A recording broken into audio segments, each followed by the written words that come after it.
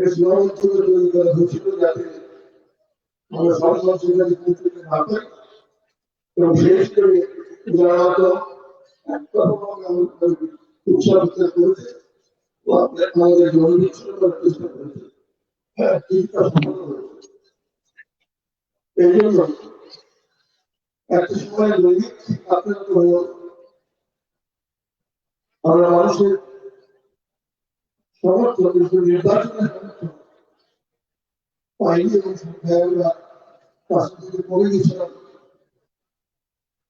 যেটা আসলে আমাদের গণতন্ত্র ক্ষয়িষ্ণু হয়ে গেছে। আজকে যতই প্রচার করা হতে পারে আজকে সরকার ত্রিমুখী দ্বিমুখী নয় এরকম টিভি রেডিও বলছে, ঘটনা কিন্তু বাস্তবতা নয়। এই ত্রিমুখী সরকার এই শক্তিগুলি আছে কংগ্রেস সেটা আপনারা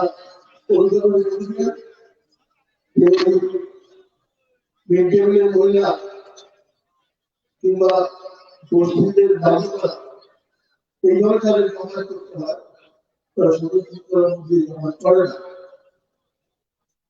অন্যদিকে বিজেপি আছে আজকে আমাদের এখানে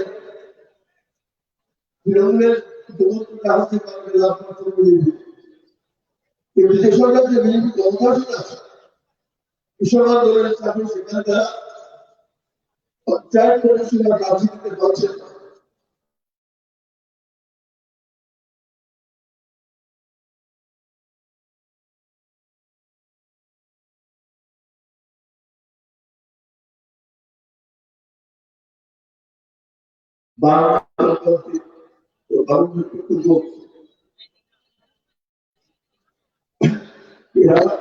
নির্বাচনে ময়দানে তৈরি হওয়ার জন্য লড়াই করবেন তার প্রতি সকলের সমর্থন সেই সরকারের অংশগ্রহণ এইগুলো দাবি করে আজকে সমাবেশ শুরু করছি।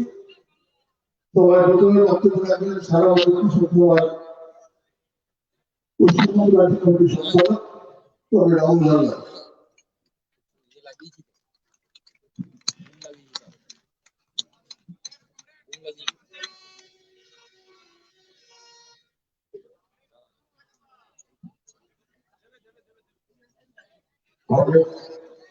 সভাপতি মঞ্চে উপবিষ্ট আমাদের নেতা কংগ্রেস মোহাম্মদ সেলিম এবং অন্যান্য নেতৃবৃন্দ, আজকে সবাই উপস্থিত আপনারা ইতিমধ্যে সকলেই জানেন যে দিল্লিতে আজকে প্রায় 3 মাস ব্যাপী একটা বিশাল কৃষক আন্দোলন চলছে। আপনারা জানেন সেই আন্দোলনের চেয়ার তাদের একটাই দাবি, যে কৃষি আইন করেছেন সে কৃষি আইনকে বাতিল করতে হবে, নতুবা আন্দোলন থেকে সরব। একটার পর একটা আলোচনা হলো সরকারের সঙ্গে, সরকার কিছুতেই মানতে চাইছে না। কৃষকদের শক্তি বাড়ছে, তাদের জেদ বাড়ছে, তারা আরো মানুষকে দমন করছে। প্রত্যেকটি জায়গা সে গাজীপুর হোক, পিন্ডি হোক, সিন্ধু হোক, প্রত্যেকটি জায়গাতে একটা অদ্ভুত দৃশ্য। সমস্ত ধর্ম জাতপাতের মানুষ এক জায়গায় দাঁড়িয়ে, এক সময় ঠাকুরদের সঙ্গে দলিতদের লড়াই, এক সময় জাতদের সঙ্গে মুসলিমদের লড়াই, এসব আমরা শুনতাম। আজকে কাঁধে কাঁধ মিলিয়ে, হাতে হাত মিলিয়ে সব অবস্থান, তাদের একটাই বক্তব্য, কৃষি আইনকে বাতিল করতে হবে। দেখছেন মোদীজির ভয় একেবারে চারদিকে পরীক্ষা পালন করেছে, কাঁটা তারের বেড়া দিয়েছে, সিমেন্টের জল দিয়েছে, ট্রাক্টর যাতে ঢুকতে না পারে গজাল পেড়ে কেটেছে, জল বন্ধ, বিদ্যুৎ বন্ধ, ইন্টারনেট পরিষেবা বন্ধ, কার্যচিত্ত ঘোষণা করেছেন কৃষকদের বিরুদ্ধে। তার জবাব পাচ্ছে, কি হলো? বিজেপির যারা এখানে ছটফটানি করছেন তাদের জিজ্ঞেস করে কি হলো? আমার তো এতটা ধারণা ছিল যে গ্রামের মানুষের মতো শহরের মানুষের যে খেপে গেছে পাঞ্জাবে, এতটা বুঝতে পারি না। পৌরসভার ভোটের রেজাল্ট পর দেখলাম একটা পৌরসভা নির্বাচন জিততে পারেনি বিজেপি। জানেন, আপনারা জানেন মাত্র 200 ভোট পেয়েছে। সেদিন এনডিটিভি একটা জায়গায় বিজেপির একজন প্রার্থী ভোটে হারার পর কাঁদতে কাঁদতে বলছেন, আমার বাড়িতে 21টা ভোটার, আমি মাত্র ভোট পেয়েছি 9টা, পরিবারের ভোটটা আমাকে কেউ দেয়নি, মাত্র 9টা ভোট পেয়েছি। অমিত শাহ করেছি আপনাদের এখানে তো কোন রাজ্যে আসছে, চলে যান পঞ্চম, যান হরিয়ানা, যান পশ্চিম উত্তরপ্রদেশ, রাজস্থান, সেসব জায়গাতে আপনাদেরকে ঝেঁটিয়ে পিটাই করিয়ে আর কোথায় যাবার আপনাদের জায়গা নেই। ভারতবর্ষের বহু জায়গা থেকে আপনাদের তাড়িয়েছে, একটার পর একটা মহাপঞ্চায়েত হচ্ছে।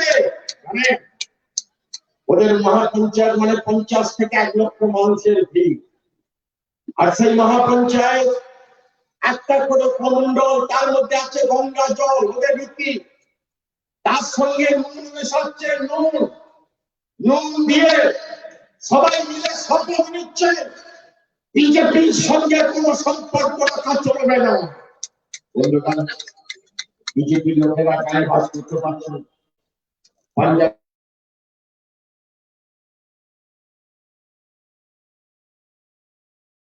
বলছে না, বিজেপিকে যারা একসময় পার্টি করতেন, বিজেপি পার্টি, তারা আজকে সব ছেড়ে দিচ্ছে, দলে দলে কেটে পড়ছে।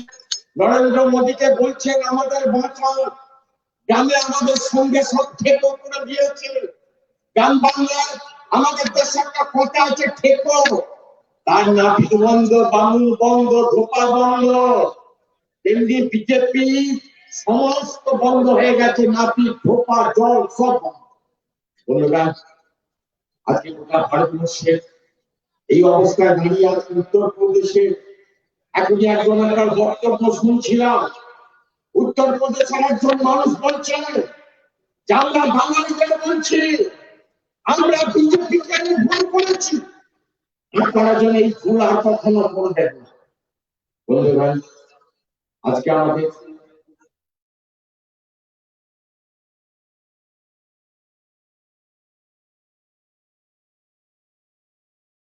আজকে সোনার উত্তরপ্রদেশ কোথায় গেল? এক সময় রাজত্ব করেছে রাজস্থানে, আজকে রাজত্ব করছেন মধ্যপ্রদেশে, হেরে গেছিলেন, পরে জিতেছেন, ভোট করে নিয়ে কিনে কি হলো ছত্তিশগড়ে। আজকে ভারতবর্ষের যে জায়গায় আপনার রাজত্ব করেছেন, কোথাও সোনার উত্তরপ্রদেশ, সোনার মধ্যপ্রদেশ, গুজরাট হতে পেরেছে? কেন এসব হচ্ছে? কেন ত্রিপুরা নির্বাচনের সময় আপনারা কি বলেছিলেন? 2018 সালে নির্বাচনের সময় তাদের বক্তব্য ছিল 7ই মার্চ আমরা যদি ক্ষমতায় আসি, 8 তারিখে আমাদের প্রথম সিদ্ধান্ত, 7ম বেতন কমিশনের সিদ্ধান্ত আমরা ঘোষণা করব। কোথায় গেল? কি বলেছিলেন? আপনারা একটা করে নিষ্ফল দেবেন, আপনারা চুক্তি হয়ে যাবে, নিষ্ফল ভাবে চাকরি। কি বলেছিলেন? যারা 50,000 টাকা বেতন পান তাদের 1 লক্ষ টাকা বেতন করে দেবো, সব বেকারের চাকরি হয়ে যাবে। কত কথা বলেছিলেন। বলেছিলেন ডবল ইঞ্জিনের সরকার দরকার, দিল্লিতে একটা ইঞ্জিন আর ত্রিপুরাতে একটা ইঞ্জিন যোগ করতে হবে, ডবল ইঞ্জিন, তাহলে সরকারটা দারুণ উন্নয়ন করবে।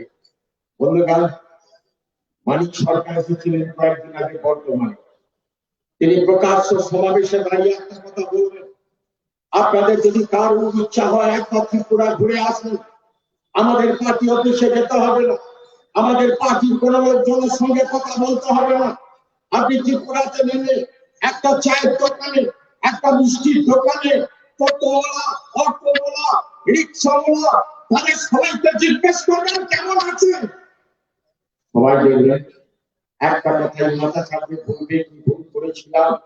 আবার তাকিয়ে আছি বিধানসভা নির্বাচনের দিকে, গোটা ত্রিপুরা আজকে শান্ত হয়ে গেল, গরিবরা আজকে খেতে পায় না, 100 দিনের কাজ পায় না, আইন শৃঙ্খলা বলে কিছু নেই, গোটা ত্রিপুরা হয়ে গেছে নরকের রাজত্ব।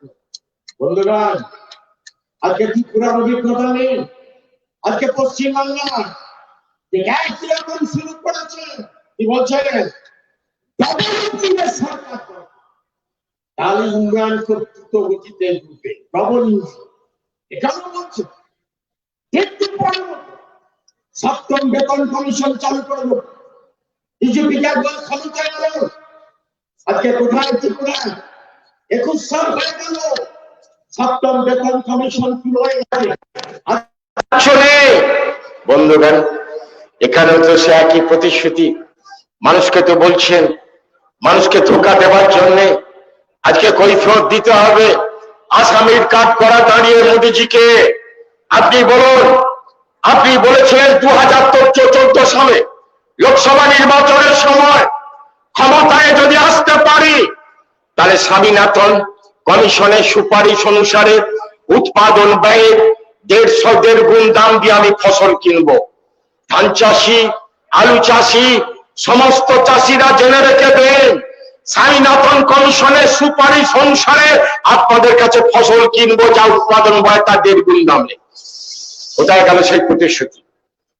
কোথায় গেল সেই প্রতিশ্রুতি? আজকে বিজেপিকে জবাবদিহি করতে হবে। কি বলছিলেন? 2 কোটি বেকার ছেলেকে প্রত্যেক বছর চাকরি দেব। 14 সাল থেকে 20 সাল, আজকে 6 বছরে 12 কোটি বেকারের চাকরি হওয়ার কথা। কি হয়েছে জানেন?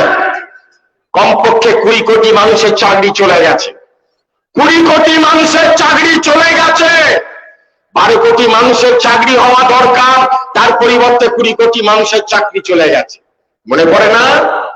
প্রত্যেকের ব্যাংকের অ্যাকাউন্টে 15 লাখ টাকা করে ঢুকে যাবে গরিবের অ্যাকাউন্টে। গরিবরা সব কি ফুর্তি, আমরা সব বড়লোক হয়ে যাব, টাকা ঢুকবে। কোথায় গেল? বন্ধুরা, নির্বাচন এলে বিজেপির পক্ষ থেকে এই প্রতিশ্রুতি দেওয়া হয়, আবার সেগুলো দেওয়া হচ্ছে। আমরা মানুষকে একটুখানি শুধু স্মরণ করাচ্ছি। আপনারা বলে অভিজ্ঞতা মানুষের জীবনের শ্রেষ্ঠ শিক্ষক। আজকে পাঞ্জাবের, হরিয়ানার ঘটনা, আজকে উত্তরপ্রদেশের ঘটনা, আজকে ত্রিপুরার ঘটনা, একটু ভাববেন না? একটু ভাবার চেষ্টা করবেন না? কি ভয়ঙ্কর অবস্থা তারা করেছেন। পশ্চিমবঙ্গের কৃষক, আপনারা তো বোঝেন এখানকার কি মারাত্মক যন্ত্রণা, যন্ত্রণায় ছটফট করছেন কৃষক। আজকে ধান বিক্রি হচ্ছে 1200-1300 টাকায়। আজকে ফোরে রাজ তৈরি হয়েছে পশ্চিমবঙ্গে, যা মমতা ব্যানার্জি সরকার তৈরি করেছিলেন।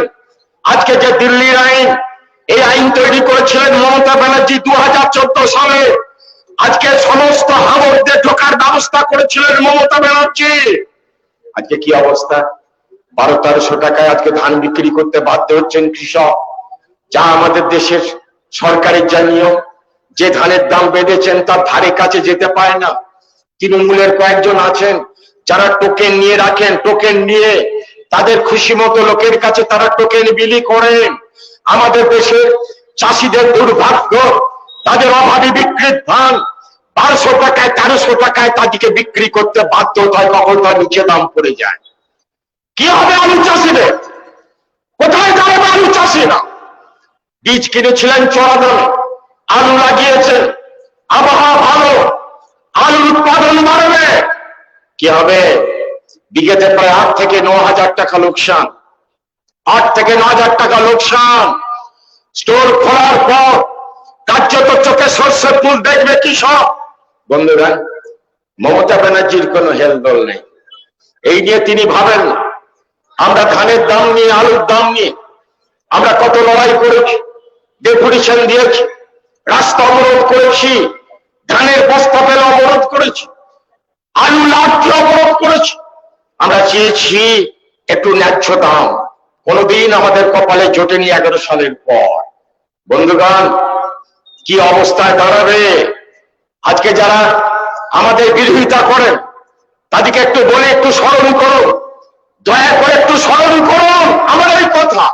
বামফ্রন্টের আমলে আলুতে যখন অতি উৎপাদন হয়েছে, অর্থাৎ উৎপাদন যখন বেড়ে গেছে চমৎকার আবহাওয়ার জন্য, একবার 500 কোটি টাকা আর একবার 700 কোটি টাকা পাম্পন খরচ করে চাষিদের কাছ থেকে আলু কিনে স্টোরে রেখেছিলেন।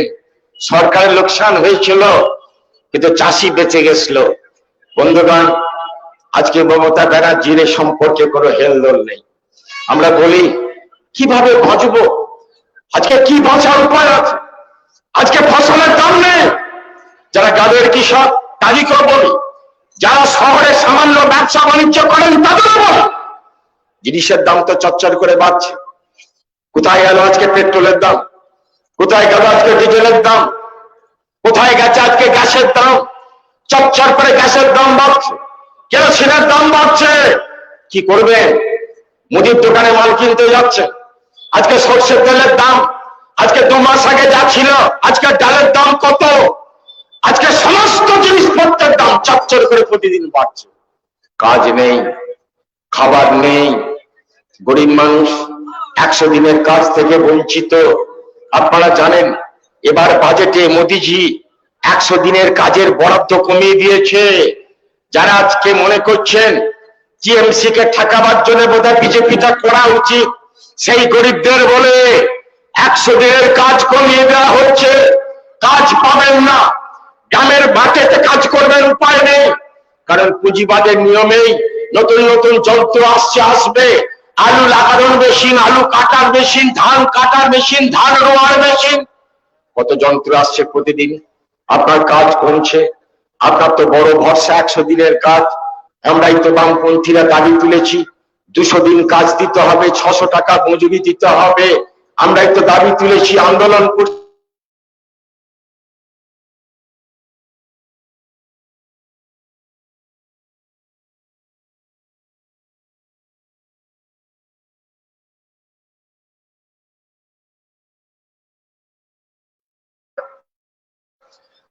আজকে 8 ঘন্টা কাজের পরিবর্তে 12 ঘন্টা খাটতে হবে, জেনে রেখে দিন। সেই পথে এগুচ্ছে আজকে সরকার।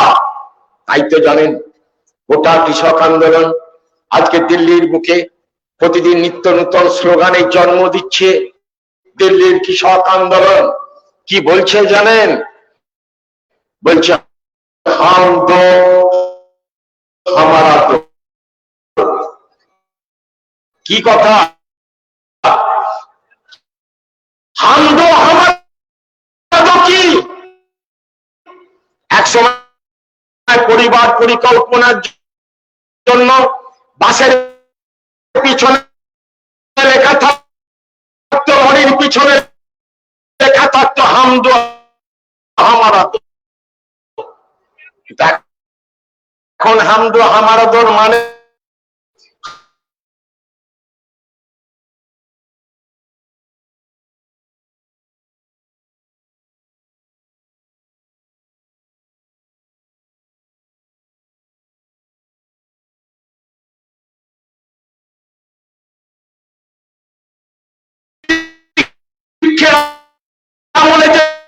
চিত্র দেখেছিল, সেই চিত্র দেখতে হবে এই কৃষি আইন লাগু হওয়ার পর। তার জন্যই গোটা ভারতবর্ষের এর বিরুদ্ধে এত লড়াই। বন্ধুগণ, সেই কারণে আপনাদের কাছে বলি আগামী দিনে অনেক বড় লড়াই করতে হবে। এই লড়াই আপনাদের পাশে, আপনাদের কাছে সাথী। আমাদের বামপন্থী গণতান্ত্রিক ধর্মনিরপেক্ষ শক্তিকে ঐক্যবদ্ধ করে নিজে করবেন না। 11 সালে আমরা বারে বারে আপনাদের কাছে বলেছিলাম, আমাদের নেতৃবৃন্দ বলেছিলেন 34 বছর সরকারে আছেন, মনে হচ্ছে মুখটা একটু পাল্টায়। আপনাকে জিজ্ঞেস করি, প্রতিদিন তো একটু চা খান, জল খান, কোনোদিন কি মনে হয় একটু বিষ টেস্ট করে দেখি, একটু বিষটা জিভে ঠেকিয়ে টেস্ট করি? মনে হয়? কোন খ্যাপাও কখনো বিষ কখনো টেস্ট করতে যায় না, জানে মরে যাও। আপনাদের বলেছিলাম খবরদার বিষ টেস্ট করতে যাবেন না। 11 সালে মমতা ব্যানার্জিকে এনেছিলেন। আজকে জীবনের অভিজ্ঞতা বুঝতে পারছেন কত বড় ধোঁকা। একটা ছোট্ট উদাহরণ দিই আপনাদের কাছে, বার্ধক্য ভাতা একটা এলাকায় সদস্য খোঁজ নিয়ে দেখবেন 24,000 মানুষ দরখাস্ত করেছে। কতজন পেয়েছে জানেন? মাত্র 1100 জন। মাত্র 1100 জন। পঞ্চায়েত প্রধানদের বলে দিয়েছেন 48,000 50,000 টাকার আয় লিখে দিবি। প্রধানদের বলে দিয়েছেন 48,000 50,000 টাকার আয় লিখে দিবি, খবরদার যেন 36,000 লিখিস না। প্রধানরা সার্টিফিকেট দিচ্ছেন আয় 48,000 50,000। কার্যত 24,000 দরখাস্ত করেছিলেন, তার মধ্যে মাত্র 1100 জন পেয়েছেন। ভাবুন, ভাবখানা এমন, আমি এটা দিচ্ছি, আমি দিচ্ছি স্বাস্থ্য বীমা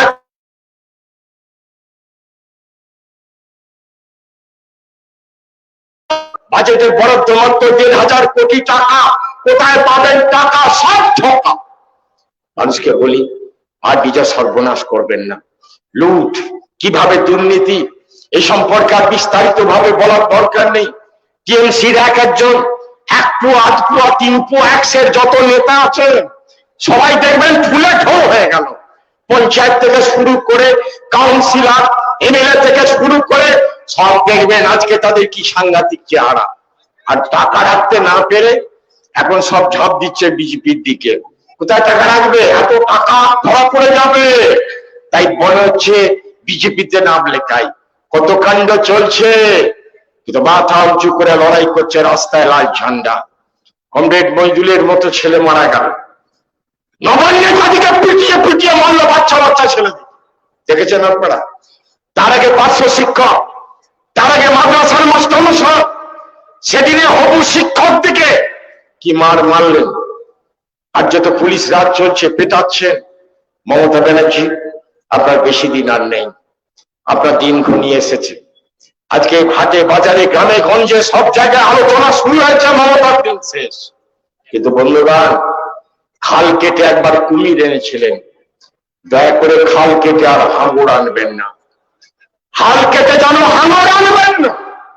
আজকে ভারতবর্ষের বিভিন্ন প্রান্তের মানুষ এই বাংলার দিকে তাকিয়ে বলছে, পাঞ্জাব এক সময় স্বাধীনতা আন্দোলনের গুরুত্বপূর্ণ কেন্দ্র, আর বাংলা তুমিও স্বাধীনতা আন্দোলনের গুরুত্বপূর্ণ কেন্দ্র। আমরা পাঞ্জাবের মানুষ, আমরা পরীক্ষা দিলাম, পৌরসভার ভোটে বিজেপিকে কার্যত বিদায় করে দিয়েছি ঝাড়গ্রামে। বাংলার মানুষ স্বাধীনতা আন্দোলনে আপনাদের গুরুত্বপূর্ণ ভূমিকার এলাকার আপনার মানুষ। আমি বিস্তারিত এই প্রশ্নে বলতে চাইছি না। সেই বাংলার মানুষ ধর্ম, জাত পাত, বিভাজন যা কিছু ছড়াবার চেষ্টা করছে বিজেপি, সবগুলোকে ছেড়ে ফেলে পেটের দাবি, চাকরির দাবি, এই ইস্যুগুলোকে সামনে আনুন। লাল ঝান্ডায় পারে আপনাদেরকে সঠিকভাবে নেতৃত্ব দিতে, সেই লড়াই আপনারা এগিয়ে আসুন। এই আবেদন করে আপনাদের সকলকে আর একবার অভিনন্দন জানিয়ে আমি আমার কথা এখানে শেষ করছি। ইনকলাব জিন্দাবাদ।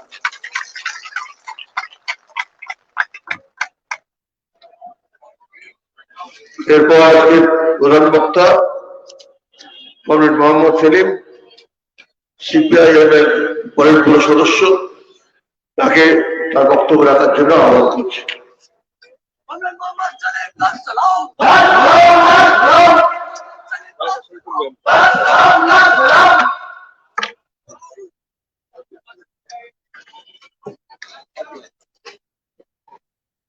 সাথী সভাপতি আমার সহযোগিতারা, লড়াইয়ের ময়দান থেকে আমরা উঠে এসেছি লড়াইয়ের শপথ নেওয়ার জন্য। আমাদের ছাত্র যুবরা কাজের কথা, কাজের দাবির কথা বলতে গিয়েছিল নবান্নে। নবান্ন থেকে 6 কিলোমিটার দূরে পুলিশ দিয়ে আটকে দেওয়া হয়। আজকে আমরা মহিদুল ইসলাম মির্জা ফরিদের প্রতিকৃতিতে মালা দিচ্ছি, আর বিজ্ঞাপনে, খবরের কাগজে, হোর্ডিং এ বলছে দুয়ারে সরকার। সরকারের দুয়ারে যখন কৃষকরা গিয়েছে, মহিলারা গিয়েছে, ছাত্র যুবরা গিয়েছে, শিক্ষকরা গিয়েছে, টেট পাস করে, এসএলসি পাস করে, স্টেট স্টাফ সিলেকশন পাস করে, স্কুল সার্ভিস কমিশন পাস করে, বিভিন্ন skill worker, ICDS, mid day meal, ASHA, এই ভিআরপি, ভিলেজ রিসোর্স পার্সন, প্রাণী বন্ধু, জীবিকা সহায়ক, যত স্কিম আছে, ঠিকা মজদুর, কেউ পঞ্চায়েত বিভাগে কাজ করে, কেউ পিডব্লিউডিতে, কেউ বিদ্যুৎ দপ্তরে, তাদের সবাই মমতা বলেছিলেন রেল মন্ত্রী হলে কি আর করা যায়, একবার মুখ্যমন্ত্রী হই তখন দেখবে কিরম করা যায়, মনে নেই? কদিন আগে আপনারা দেখেছেন মাদ্রাসা শিক্ষকরা, আনএডেড মাদ্রাসা শিক্ষক শিক্ষিকা, ওই মমতার বাড়ির পাশে আদি গঙ্গা আছে, ছোটবেলা আমরা আদি গঙ্গা বলতাম, এখন লোকে নালা বলে, তাই তো? সেইখানে শিক্ষকরা নেমেছে দাবি করার জন্য। কেন না, সামনে দিয়ে পুলিশ ঢুকতে দেবে না, পাহারা বসিয়েছে। এই মুখ্যমন্ত্রী যখন হয়েছিলেন বলেছিলেন আমার তো পুলিশ লাগে না, একটা কনস্টেবল দিয়ে হয়ে যায়। আর টিভিতে সব 24 ঘন্টা ধরে দেখাচ্ছিল, ঘন্টাখানেক নিয়ে আলোচনা করছিল। আর এখন কালীঘাটের বাড়ির সামনে এমন পাহারা হয়েছে যে কেউ ওই সেই চিট ফান্ডের সময় যখন গিয়েছিল বুক চাপড়ে বলছিল দিদি আমাদের টাকা ফেরত দাও ফেরত দাও, তখন থেকে একদম কেল্লার মতো ঘিরে দেওয়া আছে, সেজন্য নর্দমা পেরিয়ে যেতে হচ্ছিল, তাদের গ্রেফতার করেছে। মনে আছে আপনাদের মমতা ব্যানার্জি মুখ্যমন্ত্রী হয়ে বলেছিলেন ওই কালীঘাটের বাড়িতে শনিবার রবিবার মুকুল রায় বসবে, তোমাদের যাদের যা কাজ কর্ম দরকার আছে সবাই দরখাস্ত নিয়ে ওখানে জমা দেবে, ও সব দেখে নিয়ে কার কি কাজ হবে সব দেখে দেবে।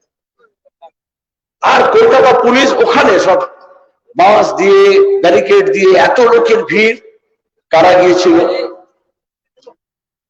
এই মহিদুল ইসলামরা যায়নি, আমাদের ছাত্র যুবরা যায়নি, বামপন্থীরা যায়নি, কারণ আমরা তখনই জানতাম ওটা ধাপ্পা দিচ্ছে মমতা এবং মুকুল মিলে। গিয়েছিল কারা? তাদেরকে মমতা বলেছিলেন ভাইপোর দলের নাম লেখা, যুব তৃণমূল কর, যাদেরকে বলেছিলেন তৃণমূলের ঝান্ডা লাগা, যাদেরকে বলেছিলেন কংগ্রেস দল দিয়ে হচ্ছে না, কংগ্রেসের সামনে একটা তৃণমূলের স্টিকার লাগিয়ে নিয়ে তাহলে তোদের কাজ হয়ে যাবে, গিয়েছিল তারা। আজকে আমি বলি আপনাকে ওই চাকরি আপনি দেননি, সবাই জানে, কিন্তু ওই যে কাগজপত্র জমা হয়েছিল মুকুল রায় নিয়েছিল আপনার হয়ে, হয় মমতা নয় মুকুল, ওই চিঠিগুলো ফেরত দিয়ে দিন তো, যাদের বাপ মা গিয়েছিল আমার বেকার ছেলেকে কাজ দিয়ে দাও, যে বেকার ছেলে মেয়ে গিয়েছিল আমাকে কাজ দিয়ে দাও। ওই টালিগঞ্জে ওই টালির নালায় রাতের অন্ধকারে কলকাতা পুলিশকে দিয়ে ওই বস্তা বস্তা ছেলে মেয়েদের চাকরির দরখাস্ত তিনি রাতের অন্ধকারে ওই জলের মধ্যে ডুবিয়ে দিয়েছেন। যেমন কুপন পুড়িয়েছেন, যেমন ওখানে ওই ঘাটে দাঁড়িয়ে কালো টাকা পোড়াচ্ছেন, তেমনি ওই সমস্ত দরখাস্ত গুলো পুড়িয়ে দিয়েছেন। তিনি কি শুধু চাকরির দরখাস্ত পুড়িয়েছেন, তিনি আমাদের এই বাংলার ছেলে মেয়েদের ভবিষ্যৎটাকে পুড়িয়ে দেওয়ার ব্যবস্থা করেছেন। আজকে দাঁড়িয়ে দেখবেন বিজেপি বলছে, অমলদা বললেন দীর্ঘ, ওরা করেনি আমরা করলো। অমিত শাহ সেদিন বলছিল না, গোটা দেশে দাঙ্গা হাঙ্গামার কথা বলছে, কৃষক পাড়ার পরিকল্পনা নিয়েছে, খনি বেচছে, রেল বেচছে, এয়ারলাইন্স বেচছে, প্রতিরক্ষা সরঞ্জাম তৈরি করে সে সমস্ত কারখানাগুলো বেচছে, ব্যাংক বেচছে, ইন্স্যুরেন্স কোম্পানি বেচছে, আর এখানে এসে বলছে তোমাদের আমরা কাজ দিয়ে দেব। ত্রিপুরা নির্বাচনের সময় এই অমিত শাহের বক্তৃতা আমি নিজের কানে শুনেছি, सोमवार को चुनाव होगा, मंगलवार को फैसला मिलेगा, बुधवार को बीजेपी का सरकार बनेगा और बृहस्पतिवार को आपके घर घर में जाके अपॉइंटमेंट लेटर पहुंचा दिया जाएगा। মানে মিথ্যে কথা কিরম করে বলতে হয় সাজিয়ে গুজিয়ে টেলিভিশন ক্যামেরা নিয়ে, এগুলোর মধ্যে সারাদিন মোদী আর অমিত শাহ প্র্যাকটিস করে, এটা হচ্ছে ধাপ্পাবাজি।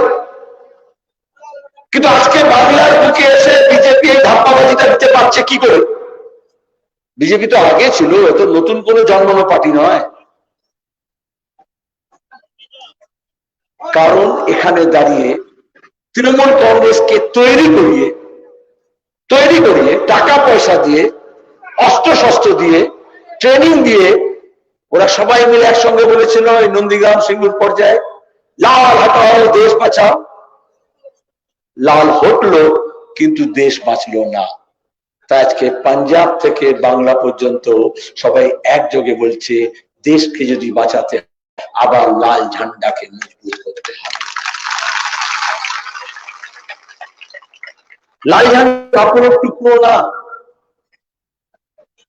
এই যে আমরা জামা কাপড় পরি, তাঁতি যে কাপড় বনে তাতে তাতে একটা আড়া থাকে, একটা লম্বা থাকে, সুতোগুলো একসঙ্গে হয় তবে তো মজবুত কাপড় হয়। দিদিরা আমাদের শাড়ি কেনার সময়, কাপড় কেনার সময় দেখে নেন না ভালো করে ঠাস পুরনি আছে কিনা। লাল ঝান্ডা মানে হচ্ছে শ্রমিক, কৃষক, মেহনতি মানুষ। হিন্দু, মুসলমান, শিখ, খ্রিস্টান, বৌদ্ধ, জৈন, আদিবাসী, তপশিলি, রাজবংশী, পাহাড়ি, সমতলী, এই সব মানুষকে নিয়ে ওটাকে বলে তানা বানা। এইভাবে বছরের পর বছর ধরে আন্দোলন, সংগ্রাম, সংগঠনের মধ্য দিয়ে আমাদের পূর্বপুরুষেরা এই বাংলায় মানুষের এই ঐক্য তৈরি করেছিলেন। তখনই আমরা বলতাম বাংলার মাটি দুর্জয় ঘাটি। বিজেপি চেষ্টা করেছে, ওই রাম মন্দির যখন, কার সেবা যখন, আদবানি যখন রথযাত্রা তখন চেষ্টা করেনি।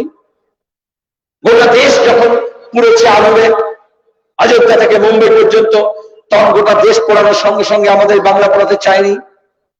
কিন্তু জ্যোতি বসু মুখ্যমন্ত্রী ছিলেন, তিনি একটা কথা বলেছিলেন, যদি সরকার না চায় তাহলে দাঙ্গা হতে পারে না। আজকে দাঁড়িয়ে এই যে বিজেপির বাড়বাড়ন্ত দেখছেন, সাম্প্রদায়িক শক্তির বাড়বাড়ন্ত দেখছেন, এই যে খুনোখুনি হিংসা দেখছেন, ধর্ষণ দেখছেন, মা বোনদের ইজ্জত নিয়ে লুট করছে, এটা কি সরকার যদি চায় যেটা হবে না, তাহলে সরকার বন্ধ করতে পারে। কিন্তু সরকার তো এই কালনার ব্যাপারে, কাটুয়ার ব্যাপারে, আমেদপুরেও, কামদুনিতেও, পাকস্ট্রিটেও কি বলেছে? যখনই মেয়েদের সম্মান নেওয়া হয়েছে, মমতা ব্যানার্জি বলেছেন ওটা সাজানো ঘটনা, বলেননি? তাহলে সরকার যে দাঙ্গা হলো যখন বসিরহাটে, ধুলাগড়ে, উত্তরবঙ্গে, রানীগঞ্জে, কখনো দেখেছেন সরকার কোনো ব্যবস্থা নিয়েছে? কাউকে গ্রেফতার করেছে, কাউকে শাস্তি দিয়েছে, কোনো কমিশন হয়েছে? তাহলে সাম্প্রদায়িক দাঙ্গা হাঙ্গামা, সাম্প্রদায়িক শক্তি করবে বিজেপি, তৃণমূল কোনো ব্যবস্থা নেবে না। আর তৃণমূল টাকা পয়সা কামাবে, তোলাবাজি করবে, 100 দিনে কাজের টাকা লুট করবে, আমফানের সময় ত্রিপল চুরি করবে, ত্রাণের সময় চাল চুরি করবে, কাটমানি খাবে, শিক্ষক নিয়োগের সময় লক্ষ লক্ষ টাকায় শিক্ষক পদ নিয়োগ নিলাম করবে। কিন্তু বিজেপিও তাদের বিরুদ্ধে একটাও কথা বলবে না। আচ্ছা, বলবে কি করে? আপনাদের এখানে তো বিখ্যাত, কাল্লা তো এমনিতে বিখ্যাত, ইতিহাসে অনেক নাম নাম আছে। এখন বিখ্যাত হচ্ছে মমতা যখন বিশ্ব বাংলা বলে নিঃস্ব বাংলা করেছিলেন না, তখন এখানে একজন বিশ্বজিৎ হয়েছিল, তাই তো? হ্যাঁ, টেলিভিশন চ্যানেলে দেখি, ভিডিওতে দেখে বলে আমি আমার বউকে দিয়েছি তো কি হয়েছে, বৌদিকে দিয়েছি তো কি হয়েছে, আমার দল থেকে বলেছিল বাকি 62 জনকেও দিয়েছি, টাকা চাকরি নিলাম করেছিল, মনে নেই? এখন তৃণমূল না, ওটা চোখ তো অন্যায় করেছে, এখন তো বিজেপিতে চলে গেছে। ঠিকই, কোথায় যাবে অন্যায় করে? কারণ অমিত শাহ বলছে বেটা কিতনা কমায়া, अच्छा तोलाबाजी में कितना कमा लेते हो, लूट किए कितना लूट करते हो, घूस खाए कितना घूस खाते हो, अरे ये छोटा मोटा करके क्या होगा, लूटने के लिए तो पूरा देश पड़ा हुआ है, तुम तृणमूल में रह करके जिले में खाते हो, कमाते हो, आ जाओ हमारे साथ, ठीक है? फिर लूट किसको बोला जाता है हम देख लेंगे। गोटा देशे मोदी लूट चलছে, আর এই বাংলায় দিদি লুট চলছে, আর এই লুটেরা বলছে ও বেশি লুট করেছে, ওই লুটেরা বলছে ওই বেশি লুট করেছে। একমাত্র লাল ঝান্ডা বামপন্থী বলতে পারে তোমরা দুটোই চোর, কে ছোট চোর আর কে বড় চোর, কে ছোট ডাকাত, কে বড় ডাকাত দলে নাম লিখেছে, কে ছোট তোলাবাজি করছে, কে বড় তোলাবাজি করছে, কে রাজ্যটা সর্বনাশ করছে, কে দেশের সর্বনাশ করছে। তার চেয়ে বড় কথা হচ্ছে এই সর্বনাশটাকে রুখতে হবে। এই সর্বনাশটা রুখবে কে? মানুষ তো। বিজেপি তৃণমূল মিলে কি করলো গত 10 বছরে আমাদের রাজ্যে? মানুষকে ভাগ করলো। দার্জিলিং উদাহরণ না, বিমল কুরুঙ্গে দিয়ে বাঙালি, নেপালি, গোর্খালি, গোর্খাল্যান্ড, তারপরে একটা করে ভোট হয়, এ পাশ থেকে ও পাশে যায়, ও পাশ থেকে ও পাশে যায়, তাই তো? তাতে দার্জিলিং এ মানুষের কোনো সমস্যার সমাধান হয়েছে? বিজেপি সাইনবোর্ড লাগিয়েছে বিকাশকে নিয়ে, মমতা বলেছে উন্নয়নের জোয়ার হচ্ছে, তাই তো? আর বিমল গুরুং মাঝখানে উন্নয়ন আর বিকাশের জোড়া একবার দোয়া দিচ্ছে, একবার এদিকে যাচ্ছে, একবার এদিকে যাচ্ছে। টেলিভিশন চ্যানেলে দেখবেন ভাগ করে দিয়েছে। একটা বড় স্ক্রিন, আপনি একটা টিভি কিনেছেন, কিন্তু একটা টিভির মধ্যে দুটো ভূত ঢুকে গেছে, মাঝখানে ভাগ করে দিয়ে তাকে বলে split window, half BJP half Trinamool, তাই না? মাঝখানে লাগিয়ে দেয় না, আর মাঝে মাঝে ভার্সেস লাগিয়ে দেয়, এর সঙ্গে খুব লড়াই হচ্ছে। আর তারপরে রাস্তায় ঘাটে চায়ের দোকানে বলে এইবার তো মোদি আর দিদি দেখে নেবে কে হবে জিতবে, এইবার তো বিজেপি আর তৃণমূলের মধ্যে খুব হচ্ছে, গত লোকসভার সময় হয়েছিল না? তাহলে বিজেপি কে রুখতে দেখছিস তৃণমূল কি করছে, আর তৃণমূলকে রুখতে বিজেপি কিরকম করছিস? আপনাদের তো লোকসভা আর বিধানসভা দুটোই তো উদাহরণ আছে, বিজেপিকে তৃণমূল রুখেছে, তৃণমূলকে বিজেপি রুখে, দুটোই চোর চোরটা এক জায়গায় গিয়ে বসে গেছে, হয়নি? তো পরিষ্কার তো। তাহলে টিভিতে দেখাচ্ছে লড়াই হচ্ছে, কিসের লড়াই হচ্ছে? আরে একেবারে কুকুর বেড়ালে মতো লড়ছে। যত ভোট আসবে দেখবে ও দিদি ও দিদি ও মোদি ও মোদি করছে না? এটাই তো তামাশা। আসলে ঘাস ফুল পদ্ম ফুলের বিরুদ্ধে না, পদ্ম ফুল ঘাস ফুলের বিরুদ্ধে না, দুই ফুল মিলে বাংলার মানুষকে এপ্রিল ফুল বানাচ্ছে। আর এই জন্য মানুষকে বুঝতে হবে যে আমরা এপ্রিল ফুল হব কি হব। বেকার ছেলেমেয়েরা বুঝতে পারছে, তাহলে বাংলার ছেলেমেয়েরা শুধু বুঝতে পারছে, দেশে বুঝতে পারছে না। বিজেপি বলেনি বছরে 2 কোটি বেকারকে কাজ দেবে, 7 বছরের সরকার আছে দিল্লিতে, তাহলে 14 কোটি বেকারের কাজের হিসেব দিত। অমিত শাহজিকে এসে এত সব লম্বা চওড়া কথা বলতে হতো না, সোজা বলতেন বছরে 2 কোটি বেকারকে কাজ করেছি, 7 বছরে 14 কোটি দিতে পারিনি, 10 কোটি দিয়েছি, 8 কোটি দিয়েছি, 9 কোটি দিয়েছি, ওইটা নিয়ে আলোচনা হবে না। যেমন বলেছিল স্বামীনাথন কমিশন কৃষকদের কথা বলেছিল, ঠিকই ভোটের আগে অনেকেই অনেক কথা বলে, এখন এই ভোটের আগেও বলবে অনেক কথা। বলেছিল কৃষকের ফসলের খরচ যা, আলু তৈরি করতে যা লাগে, ধান করতে যা লাগে, তার 1.5 গুণ দাম দেবে। ঠিকই ভোটের আগে বলেছিল, বলে ভোটের পরে জিতে যে যায় সে হয় রাবণ, ওরম তো বলে। কিন্তু ভোটের পরে প্রধানমন্ত্রী হওয়ার পরে, আমি তখন পার্লামেন্টের মেম্বার, নরেন্দ্র মোদী প্রধানমন্ত্রী বললেন हम किसान का आय दुगना कर देंगे। 5 বছরের জন্য সরকার হয়, বললেন 6 বছরে করব। 2020-তে আমাদের দেশে কৃষকের আয় দ্বিগুণ হয়ে যাবে। এই 2020 এখনই শেষ হলো। এই কৃষকদের মতো এত হালচাল কেন হলো? এখন যেমন 10 বছরে আমাদের লোকরা বুঝছে, বাংলার মানুষ যেমন বুঝছে, সেই রকম গোটা দেশের কৃষক বুঝেছে। 7 বছরে 2020 পর্যন্ত কৃষকের আয় দ্বিগুণ হয়নি। তৃণমূল কি বললো, মমতা ব্যানার্জি কি বললেন? যেদিন বিজেপি বললো, মোদী বললেন কৃষকের আয় দ্বিগুণ করে দেবো, তাহলে মমতা ব্যানার্জি কম যায় কিসে? আমাদের রাজ্যের মুখ্যমন্ত্রী বললেন তুমি বলেছো দ্বিগুণ করে দেবে, আমি 3 গুণ করে দিলাম।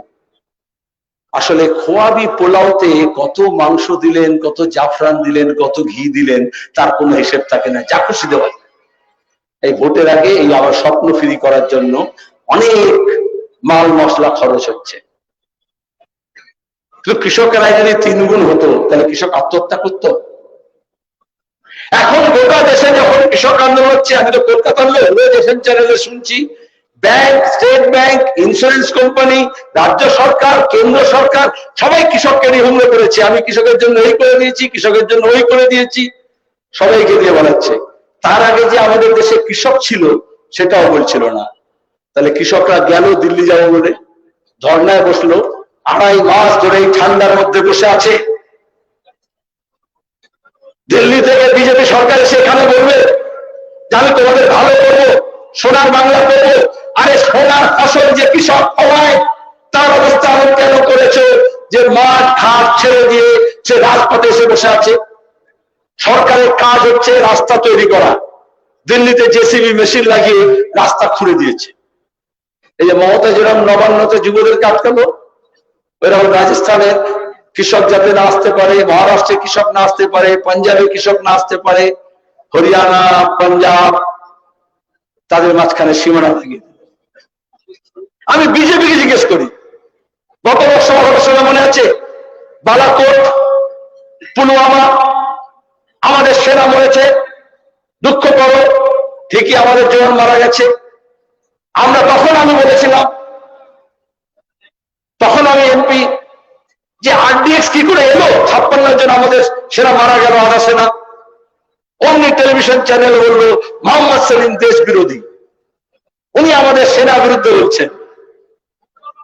আর আমি বলবো না মহিদুলকে মারা হয়েছে, আমি বলবো না কি করে বলবো, তদন্ত করো।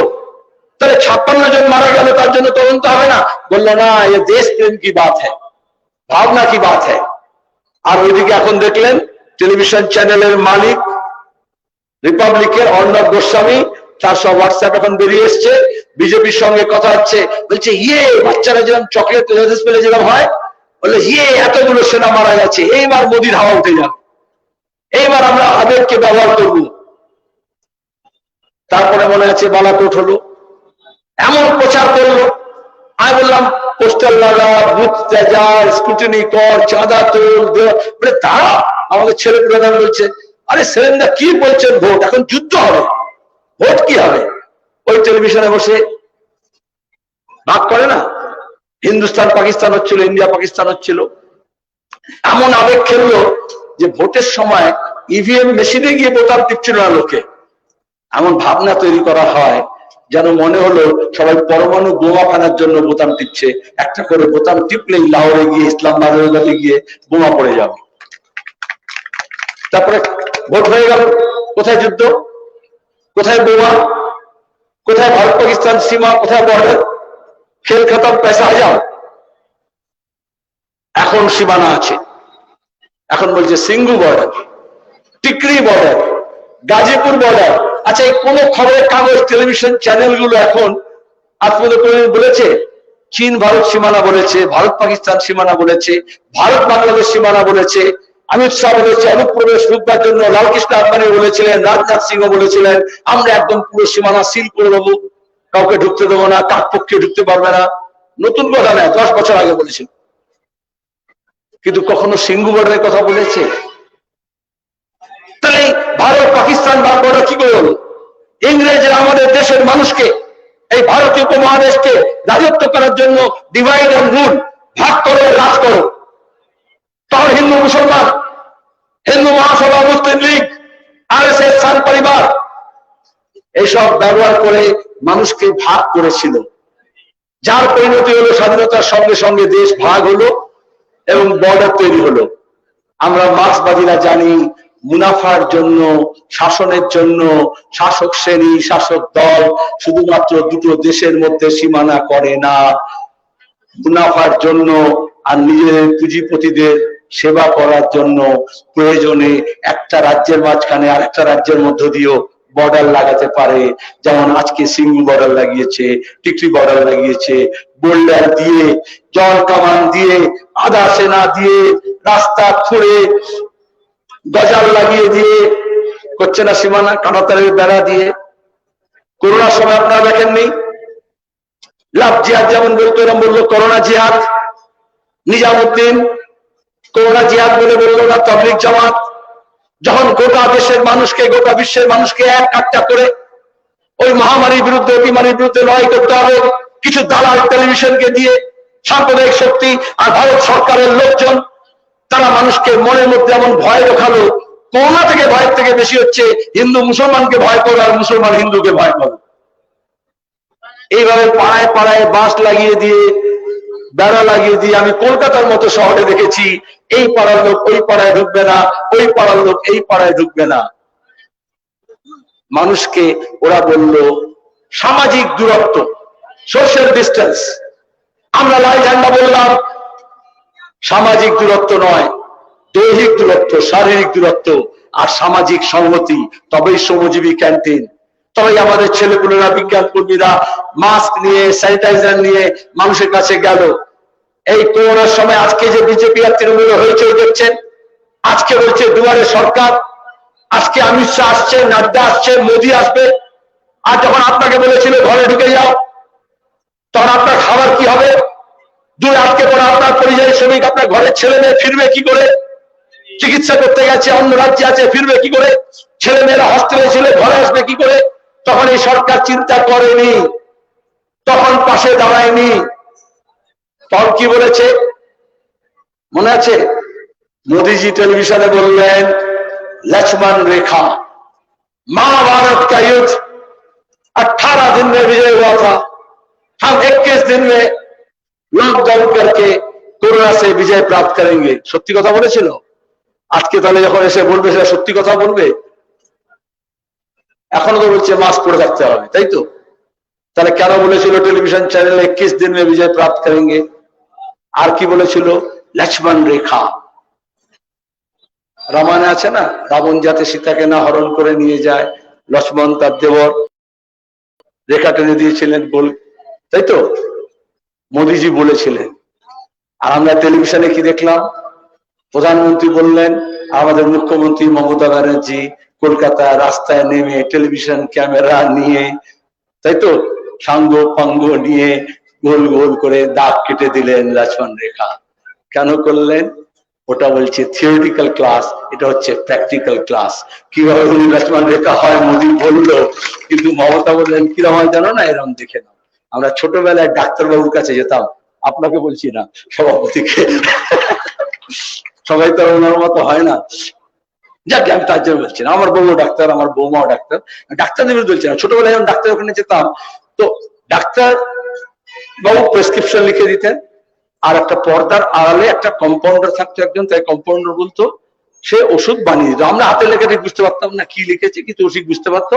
তারপর খোরাক ঠিক করে দিত, দিনে 3 বার খাবে, পুরিয়ার মধ্যে লিখে দিত, দিনে 2 বার 4 বার, খাবার আগে খাবার পরে, তাই তো কম্পাউন্ডারের কাজ না? তাহলে মোদি মমতার সম্পর্ক কি? একজন ডাক্তার প্রেসক্রিপশন লিখে দিল, মমতা কম্পাউন্ডার হিসেবে আপনাদেরকে লিখে দিল যে কি হবে, দিনে খাবার খেতে হবে, 2 বার করে 3 বার করে, গোল গোল ডাক্তার দিলে না, খাবার আগে খাবার পরে। টিভিতে দেখাচ্ছে খুব লড়াই হচ্ছে। কিসের লড়াই? আমাদের মতো দেশে 132 কোটির দেশে যে কোনো একদিন 7 কোটি লোক ঘরের বাইরে থাকে। যেরকম নোটবন্দি করেছিলেন কয়েক ঘন্টার নোটিশে, এরকম কয়েক ঘন্টার নোটিশে বললেন সব নিজের নিজের ঘরে চলে যাও, সব বান, রেল বান। আমাদের এখানে পরিবহন মন্ত্রী ছিল শুভেন্দু, তখন তৃণমূল, এখন বিজেপি, তাই তো? তাহলে এখানকার সরকার কি বললো? বাস বান। আচ্ছা, বাস ট্রেন বন্ধ হওয়া মানে এই কালনার বাস টার্মিনাসে কত দোকান আছে, কত টোটো আছে, অটো আছে, কত রিক্সা আছে, কত হকার আছে, তাই তো? শুধু যারা যাতায়াত করে তা নয়, আমাদের দেশে যে কোনো স্টেশনে স্টেশন বাজার আছে, স্টেশন রোডে। তাহলে 3 মাস 4 মাস আজ পর্যন্ত রেল স্বাভাবিক হয়নি। তাহলে যে বন্ধ থাকলো, এই বন্ধ থাকা মানে হচ্ছে যে হকারটা দিন আনি দিন খাই ছিল, 3 মাস তার দোকান বন্ধ থাকা মানে হচ্ছে তার পুঁজি চলে যাওয়া। যে দোকানটা 3 মাস বন্ধ ছিল, তার ব্যবসাটা লোপাট হয়ে যাওয়া। কাজ তো হারালো, শ্রমিক হারালো, পরিযায়ী শ্রমিকরা হারালো, যারা কর্মচারী ছিল, আইটি সেক্টরে কাজ করতো, বড় বড় অফিসে কাজ করতো, কোটি কোটি লোক বেকার হয়েছে। কোনদিন বিজেপির মুখে শুনেছেন বেকারি ব্যাপারটা? আমাদের দেশের অর্থনীতি চৌপাট হয়ে গেল। আমরা কি বলেছিলাম? জনদর্দী সরকার হলে মাসে 7,500 টাকা করে খাতায় দিয়ে দেব। কোন সরকারকে বলেছিলাম? যে ভোটের সময় বলেছিল বিদেশ থেকে কালো টাকা নিয়ে আসবো, আর আপনার খাতায় কিছু না 14 লাখ 15 লাখ টাকা চলে যাবে। আর हमें काम की बात कर, 14 लाख 15 लाख का कहानी मत सुना। हमारा पास आमदनी नहीं, हमारा गरीब लोगों का तो महीना में 7,500 रुपया खाता में तो দিয়েছে, দিতে পারে কখনো? এখন মমতা বলছে দুয়ারে সরকার। আরে জ্যোতি বসুর জমানে যখন পঞ্চায়েত তৈরি করেছিলাম, তখন তো দুয়ারে সরকার। জ্যোতি বসু বলেছিলেন না রাইটার্স বিল্ডিং থেকে সরকার চলবে না, এজন্যই পঞ্চায়েত, এজন্যই পঞ্চায়েত সমিতি, এজন্যই জেলা পরিষদ, এজন্য পুরসভা। তাহলে গত 10 বছর ধরে ভোট দখল করে, বুথ দখল করে, পুলিশকে দিয়ে, গুন্ডাকে দিয়ে, সিভিক ভলেন্টিয়ারকে ব্যবহার করে, মস্তানকে দিয়ে ভোট লুট করেছে, গণনা কেন্দ্র লুট করেছে, নমিনেশন জমা দিতে দেয়নি। তবেই তো 100 দিনের কাজের টাকা লুট করা যায়। তখনই তো পুকুর চুরি করে পুকুরের টাকা লুট করা যায়। তখনই তো কাটমানি সরকার তৈরি করা যায়। আর আমরা কি বলেছিলাম? পঞ্চায়েত মানে শুধু প্রধান, উপপ্রধান, মেম্বার না, গ্রাম সংসদ। মনে আছে? নতুন প্রজন্ম ভুলে যাবে। গত 10 বছরে তৃণমূলের আমলে গ্রাম সংসদ এই শব্দটা শোনেন? আরে মোদী অমিত শাহ গোটা দেশের সংসদ তুলে দিল, আর মমতা গ্রাম সংসদ তুলে দিল। এবার দুজনের মধ্যে কি লড়াই হচ্ছে? তুমি সংসদ তুলে দিয়েছো, তুমি গ্রাম সংসদ তুলে দিয়েছো, কেউ কোনো বলবে না এই কথা। তার মানে মানুষের অধিকারটা কেড়ে নিল। আমরা যখন বলছি গণতন্ত্রকে পুনঃপ্রতিষ্ঠা করতে হবে, বিকেন্দ্রীকরণ আমরা এখন বলি, তার সোজা উদাহরণ হচ্ছে আপনার যে অধিকার ছিল, যে টাকাটা আপনার আসছে পঞ্চায়েতে, কোথায় খরচা হচ্ছে সেটা হিসেব আপনাকে দিতে হবে। কি কাজ হবে সেটা প্রাথমিকতা আপনারা সবাই মিলে ঠিক করবেন।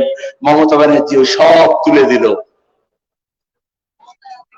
দেখনাই করার জন্য চেকনাই করে রোশনাই করে বলল প্রশাসনিক বৈঠক হচ্ছে, কোটি কোটি টাকা খরচা হলো, তাই তো বিডিও এসডিও ডিএম এসপি দিয়ে কাজ হবে, কিন্তু মানুষের নির্বাচিত যে ক্ষমতা চলে গেল। চোখের সামনে আমরা দেখতে পারলাম কৃষি আইন নিয়ে এসছে, আইন আসার আগে অর্ডিন্যান্স করেছে, পার্লামেন্টে যায়নি। এটা হচ্ছে বিজেপি, এটা হচ্ছে তৃণমূল। এই জন্য কত সহজে এক জায়গা থেকে আর এক জায়গায় চলে যেতে পারে। শুধু তোলাবাজির প্রশ্ন না, শুধু ঘুষ খাওয়ার প্রশ্ন না, শুধু দুর্নীতির প্রশ্ন না, আমার আপনার কথা বলার অধিকার কেড়ে নিচ্ছে। এখানে যেরকম তৃণমূলের পুলিশ মিথ্যা মামলা করছে, তানিয়া ভরদ্বাজ যখন প্রশ্ন করে মমতা ব্যানার্জি বলল মাওবাদী, শিলাদিত্য যখন প্রশ্ন করেছিল সারের দাম কেমন, তখন বলেছিল ওকে গ্রেপ্তার করো। একইভাবে আজকে আমাদের কৃষককে বলছে ভীমা করে গাঁওতে তপশিলি জাতির মানুষ ব্রিটিশ জমানা থেকে 1 জানুয়ারি তাদের সূর্য দিবস পালন করে আসে, আর আরএসএস আমরা 2 বছর আগে দেখলাম হামলা করলো ওই তপশিলি জাতির মানুষদের উপরে ভীমা করে গাঁওতে। এখানে মমতা তানিয়া ভরদ্বাজকে মাওবাদী বলেছিল, আর ওখানে বিজেপি বললো সুধা ভরদ্বাজকে যে তুমি হচ্ছ মাওবাদী, আরবান নকশা বলে সবাইকে ইউএপিএ লাগিয়ে দিল। ডক্টর কফিল খান বাচ্চারা যখন মারা যাচ্ছে, তখন গোরখপুরে উত্তরপ্রদেশের সরকারের জায়গায় মানুষকে বাঁচানোর, বাচ্চাকে বাঁচানোর চেষ্টা করেছিলেন, তাকে জেল দিয়ে বললো দেশদ্রোহী। পরে অনেক লড়ে সুপ্রিম কোর্ট বললো না, এটা একটু কড়া হয়ে গিয়েছে, দেশদ্রোহী বলতে পারো না। আর এখানে মজদুরের সঙ্গে যারা আমাদের ছাত্র যুবরা গিয়েছিল, যাদেরকে 400-500 জনকে লাঠি পেটা করেছে, মাথা ফাটিয়েছে, হাড় ভেঙেছে, তাদেরকে চিকিৎসা করলো ডক্টর ফুয়াদ হালিম। আর মমতা ব্যানার্জি বলল আর একটা ডক্টর কফিলকে পাওয়া গিয়েছে, এখন পুলিশকে লেলিয়ে দিয়ে বলছে ওর বিরুদ্ধে মিথ্যা মামলা কর, কারণ এই লোকের চিকিৎসা করে দিয়েছে, ছেলে মেয়েদের পাশে দাঁড়িয়েছে। তফাৎ আছে, তফাৎ থাকতে পারে। এই যে কত অনায়াসে বিজেপি থেকে তৃণমূল, তৃণমূল থেকে বিজেপি চলে যাচ্ছে, এই জন্যই তো যাচ্ছে। আমাকে একজন জিজ্ঞেস করলো কতটা তফাৎ বলুন তো বিজেপি আর তৃণমূলের মধ্যে, কারণ কেউ কেউ বলছে না বিজেপি আটকাতে তৃণমূল চাই, তৃণমূলকে আটকাতে বিজেপি চাই। আলাম কতটা তফাৎ, একটু ভেবে চিন্তে বললাম, একটা চার্টার্ড প্লেন কিরকম জানেন তো, বাচ্চারা যখন খেলে কান্নাকাটি করে, তোর কান্নার হাসির মধ্যে কি হয়, একটা ছোট প্লাস্টিকের খেলনা কিনে দিন, একটা প্লেন বা একটা গাড়ি, হাসতে আরম্ভ করে দেবে কাঁদতে কাঁদতে, তাই না? ওইরকম তৃণমূলের কি হয়েছিল, একটা চার্টার্ড প্লেন পাঠিয়ে দিল দিল্লি থেকে, ব্যাস হাওয়াতের মতো। বলে গুরু মোটরসাইকেল চড়তাম না, তৃণমূলের জামানায় মোটরসাইকেল পেলাম, তারপরে স্করপিও গাড়ি পেলাম, সাদা কালো এসইউভি গাড়ি পেলাম, কিন্তু মমতার সঙ্গে থেকে তো বেশি দিন এরকম প্লেনে তো, চার্টার্ড প্লেনে কখনো উঠতে পারবো না। তাহলে চিপ থেকে নোলা পড়ে গেল, বললো চল ওটাতে উঠে পড়ি, তাহলে তৃণমূলের ঘর থেকে বিজেপিতে চলে গেল। একটা খেলা হলে হোক, বড় কথা খেলতে হবে, উঠতে পারে, চলতে পারে, কোন নীতির বলাই আছে? মমতা এবং মুকুল একসঙ্গে মিলে এই দোকানটা খুলেছিল, পঞ্চায়েতের মেম্বার, পুরসভার মেম্বার, এমএলএ এমপি কেনা বেচা শুরু করেছিল। সেদিন থেকে আমরা বলেছিলাম, আমরা বাঙালিরা উল্লাসিকরে বলতাম এইসব এমএলএ কেনা বেচা হরিয়ানা হয় আয়ারাম গয়ারাম, এখন আবার রাম নামে বললে বলবে মোহাম্মদ শরীফ অপমান করে দিয়েছে। তো বাংলা ভাষায় বলি তো আমরা আয়ারাম গয়ারাম। এখন গোটা দেশের লোক বলে ভাই অন্য জায়গায় অত আয়ারাম গায়ারাম হয় না, তোমার রাজ্যে যেরকম কেনারাম বেচারাম হচ্ছে, রোজ কেনা বেচা চলছে। আবার দেখি বিজেপি লাগিয়েছে যোগদান মেলা। মেলাতে তো ধামা, কুলো, উচ্ছে, পটল, মূলো এইসব বিক্রি হয়, তাই তো? খেলনার প্রতি বিক্রি হয়। রথের মেলায় আমরা যেতাম, পাপড়, গাছ, খেলনা এসব বিক্রি হয় না? বলে যোগদান মেলা কি হবে? না দলে দলে এইখান থেকে ওখানে যাবে, ওখান থেকে ওখানে যাবে। আমি ছোটবেলায় মিষ্টি কিনতে যেতাম, ঠাকুমা বলতো যা দই নিয়ে আয়। মিষ্টি দোকানে গিয়ে যেতাম, এখনকার মতো সব হালদিরাম ফালদিরাম না, ছোট ছোট পাড়ায় আপনার যেমন দোকান আছে কলকাতায়। স্কুলে দেরি হচ্ছে, কিন্তু ময়রা কি করতো, দাঁড়া বাবা বলে এই একটা র্যাক থেকে, এই তাক থেকে ট্রে বার করে মিষ্টির এখানে রাখছে, ওপরটাকে নিচে করছে, নিচেরটাকে ওপরে করছে, এটাকে সরাচ্ছে, ডান দিকটা বাঁদিক করছে। আলাম বড় যখন বিয়া ভে করতে আরম্ভ করলাম, একটু বড় হলাম, তাই বললাম আচ্ছা কাকু তুমি এরকম কেন করতে বলো তো, আমাদের দেরি হচ্ছে, বলি তাড়াতাড়ি যাও। বলে তুই বাবা বুঝবি না, মিষ্টিটা তো এক বেলার মিষ্টি, অন্য বেলায় মানে চকে যাবে, তখন তো ফ্রিজ ছিল না, হ্যাঁ খারাপ হয়ে যাবে, বাসি হয়ে যাবে। ওই জন্য কি হয়, নতুন যেটা তাজা আছে সেটাকে একটু পেছন দিকে রেখে দিই, আর যেটা বাসি হয়ে যাচ্ছে সেটাকে সামনে রেখে দিই, যাতে লোকে বলবে ওইটা দাও, সামনে যেটা আছে সেটা দাও। তাহলে আর মমতা মোদী মিলে কি করছে, বাসি মালটাকে এই তাক থেকে ওই তাকে রাখছে, ওই তাক থেকে এই তাকে রাখছে। বিজেপির তাক থেকে তৃণমূলের তাকে ফেলছে, তৃণমূলের তাক থেকে বিজেপি ফেলছে। আরে মালটা তো একই আছে, হ্যাঁ সেই তো কালীঘাটের বিধানের মাল, শোরুমটা আলাদা করলে কি হবে, আমরা তো বিধান যাচ্ছে ছাপ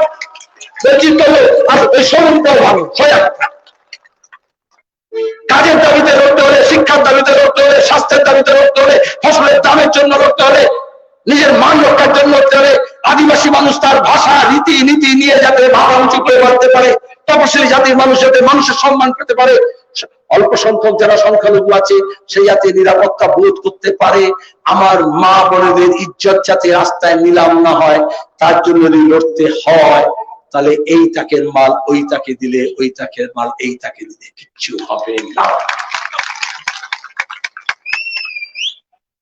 আর টেলিভিশন গুলো এরকম হয়েছে,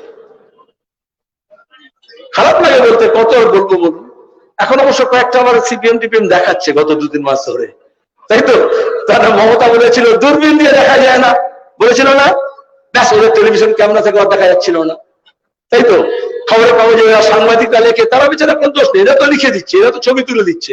ওখানে যে সম্পাদক মালিক বসে আছে কেন? এই যে আপনাদের এখানে কত দোকান আছে আশপাশে, 24 ঘন্টা, ঘন্টা খানেক, রিপাবলিক, আমি নাম করে বলছি, Times of India, Telegraph, Anandabazar, এসব বিজ্ঞাপন দেয়।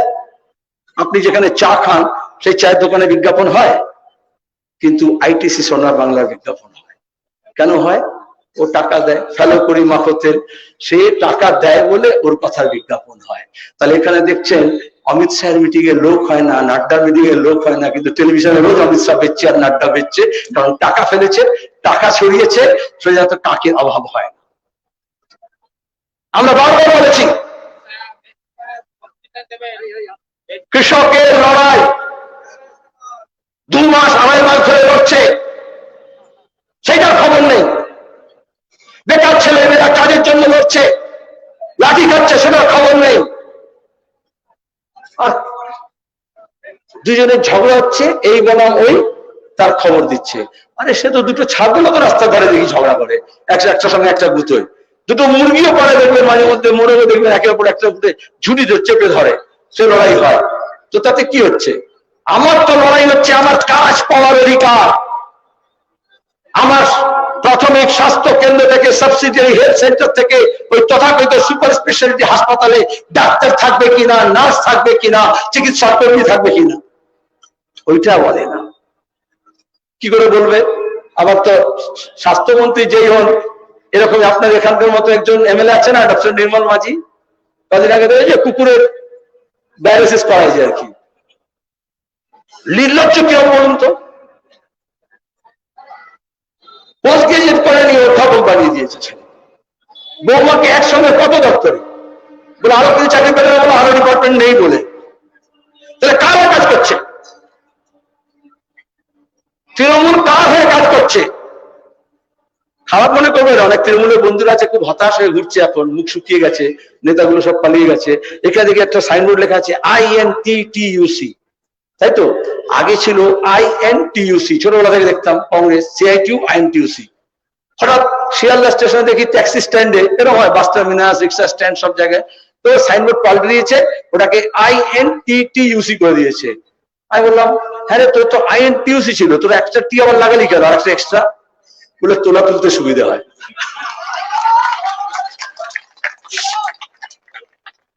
এই 10 বছর ধরে এত কথা আমি বলছি। 10 বছর আগে যদি আমি এখানে আসতাম, আপনারা বলতেন কালনা পলিটেকনিকটা কি হলো? 20 বছর আগে তাই বলতেন না?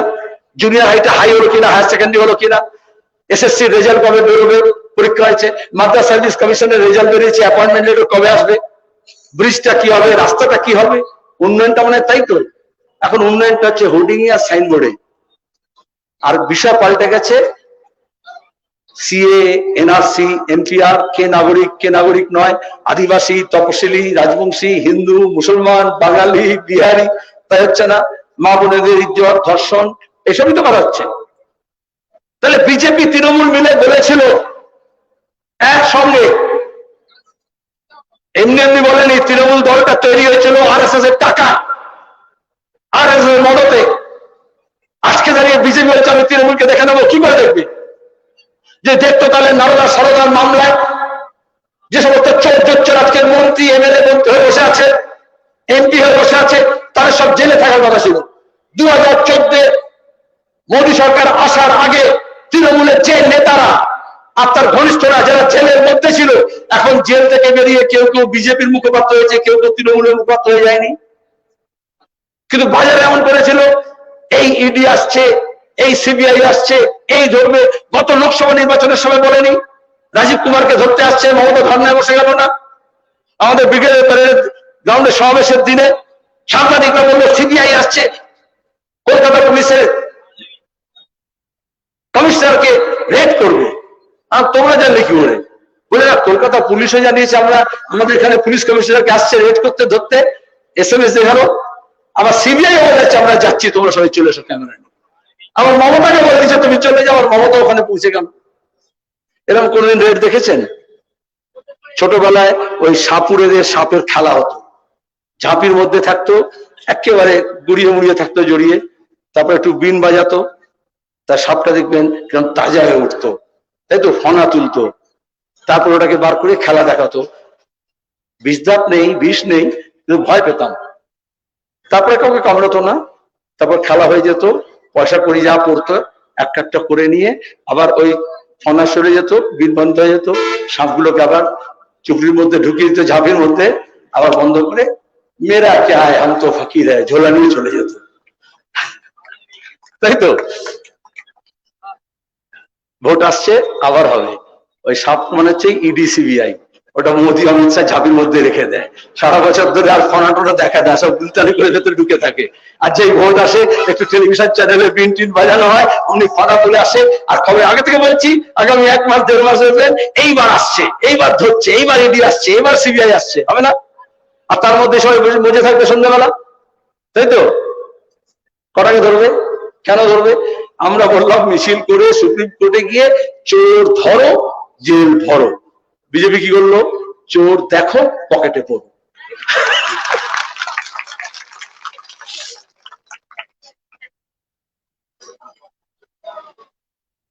এখন ঝগড়া কি দুজনের মধ্যে? তুই তোয়ালেতে টাকা মুড়ে নিয়েছিস, আমি দেখ খবরের কাগজে মুড়ে টাকা নিয়েছি, তাই তো। আরে টাকা তো নিয়েছিস, তার থেকেও বেশি হচ্ছে। টিভিতে ঘন্টার পর ঘন্টা আলোচনা হচ্ছে, কে কার বউকে তালাক দিয়ে দিল, ডিভোর্স করে দিল, কার বান্ধবীকে নিয়ে কে কোন দলে গেল, ওই বান্ধবী বললো না ওকে নিলে এ দেবে না। আরে লোকের কান পচে গেল। এটাকে আমার বাংলা রাজনীতি ছিল? স্বাধীনতা আন্দোলনের আগে থেকে স্বাধীনতা আন্দোলনের পরে মানুষ কোথায়? মানুষের কথা কোথায়? এটা অমানুষের দল তৈরি করছে। আর তবেই দাঁড়িয়ে হিন্দু মুসলমানের সাম্প্রদায়িকতা হয়, তবে বিভাজনটা হয়। ওরা শুধু টেলিভিশনের পর্দা হয় না, ওরা 5 বছর ধরে চেষ্টা করেছে মানুষকে ভাগ করে দাও। আমরা বলি কৃষক, ও বলছে হিন্দু কৃষক, মুসলমান কৃষক। আমরা বলছি শ্রমিক, ও হচ্ছে তপশিলি জাতি, আদিবাসী, রাজবংশী, বিহারি, বাঙালি। এটাই তো বিভাজনের রাজনীতি। তাতে কি হচ্ছে? মানুষের ঐক্যের শক্তিটা কমে যাওয়া মানে হচ্ছে মানুষের হক চাওয়া, হকটা কমে যাওয়া। আর তখনই আপনার হকটাকে নিয়ে ওরা ফুটবল খেলার মতো ছিনিমিনি খেলছে। এই জন্য যদি হক চাইতে হয়, হক কথা বলার অধিকারের জন্য লড়তে হয়। আর হক চাইতে গেলে ধক লাগে, আর সেই ধকটা লাল ঝান্ডার আছে, বামপন্থার আছে। এমনি এমনি লাল ঝান্ডা হয়ে যায়নি। জোত্তার জমিদারের বিরুদ্ধে শাসকের বিরুদ্ধে লড়েছে, পুলিশের বিরুদ্ধে লড়েছে আমাদের পূর্বপুরুষ। তাদের বুকের কলজে দিয়ে এই মাটিকে লাল করেছে, ঝান্ডা লাল হয়েছে। হঠাৎ শুভেন্দু তৃণমূলের ঝান্ডা নিয়ে কি বলেছিল? লাল কাপড়ের ঝান্ডা তো ছেড়ে দাও, লাল কাপড়ের ন্যাকড়াও থাকবে না মেদিনীপুরে, বলেনি? যে মমতার মুখ লাগানো তৃণমূলের ঝান্ডা নিয়ে শুভেন্দু এটা বলেছিল, সেই ঝান্ডাকে এখন ন্যাকড়া বানিয়ে অমিত শাহের জুতো মুছতে চলে গিয়েছে। আর এই ঝান্ডা যেটা হচ্ছে কাস্তে আর হাতুড়ি, এমনি এমনি না। দুনিয়ার শ্রমিক যে তার হাতে যে তার হাতিয়ার না থাকে, তাহলে তার শ্রমটাকে সে বিক্রি করতে পারে না। সে রাস্তার ধারে সাইকেল সারাচ্ছে, যে মোটর সাইকেল সারাচ্ছে, যে কাঠ মিস্ত্রি কাজ করছে, যে পাথর ভাঙছে, তার হাতে হাতুড়ি লাগে। হাতুড়ির বাটটা যত বেশি মজবুত হবে, হাতুড়িটার যত বেশি দম থাকবে, তত বেশি তার সাহস থাকবে, তত বেশি তার সামর্থ্য থাকবে। আর কাস্তেটা, যতই মাঠে ধান হোক, যদি হাতে কাস্তে না থাকে, ফসল গোলায় তুলতে পারবে না। তবেই তো বলা হয়েছিল সেই শরীর চৌধুরী গান, হে সামালো ধান হে, কাস্তেতে দাও শান হে, আর দেব না, আর দেব না, দেব না ধান মোদের প্রাণ হে। আজকে যদি কেউ মনে করে যে কাস্তের শানটা একটু ভোতা হয়ে গিয়েছে, হাতুড়ির বাটটা একটু সরু হয়ে গিয়েছে, তাহলে কমরেড, হাতুড়ির বাটটাকে আর একটু মোটা এবং মজবুত করতে হবে। কাস্তের শানটা যদি একটু ভোতা হয়ে গিয়ে থাকে, তাহলে একটু শানটা ভালো করে দিতে হবে। তাতে ধানও বাঁচবে, ধানের মূল্য দিতে পারবো, মানও বাঁচবে, শানও থাকবে, আনও থাকবে। আর সেজন্যই আজকে দেখছেন না, নতুন প্রজন্মের ছেলে মেয়ে 10 বছর ধরে বলেছে লাল ঝান্ডার লোককে কলেজে, বিশ্ববিদ্যালয়, ইউনিভার্সিটিতে ঢুকতে দেবো না।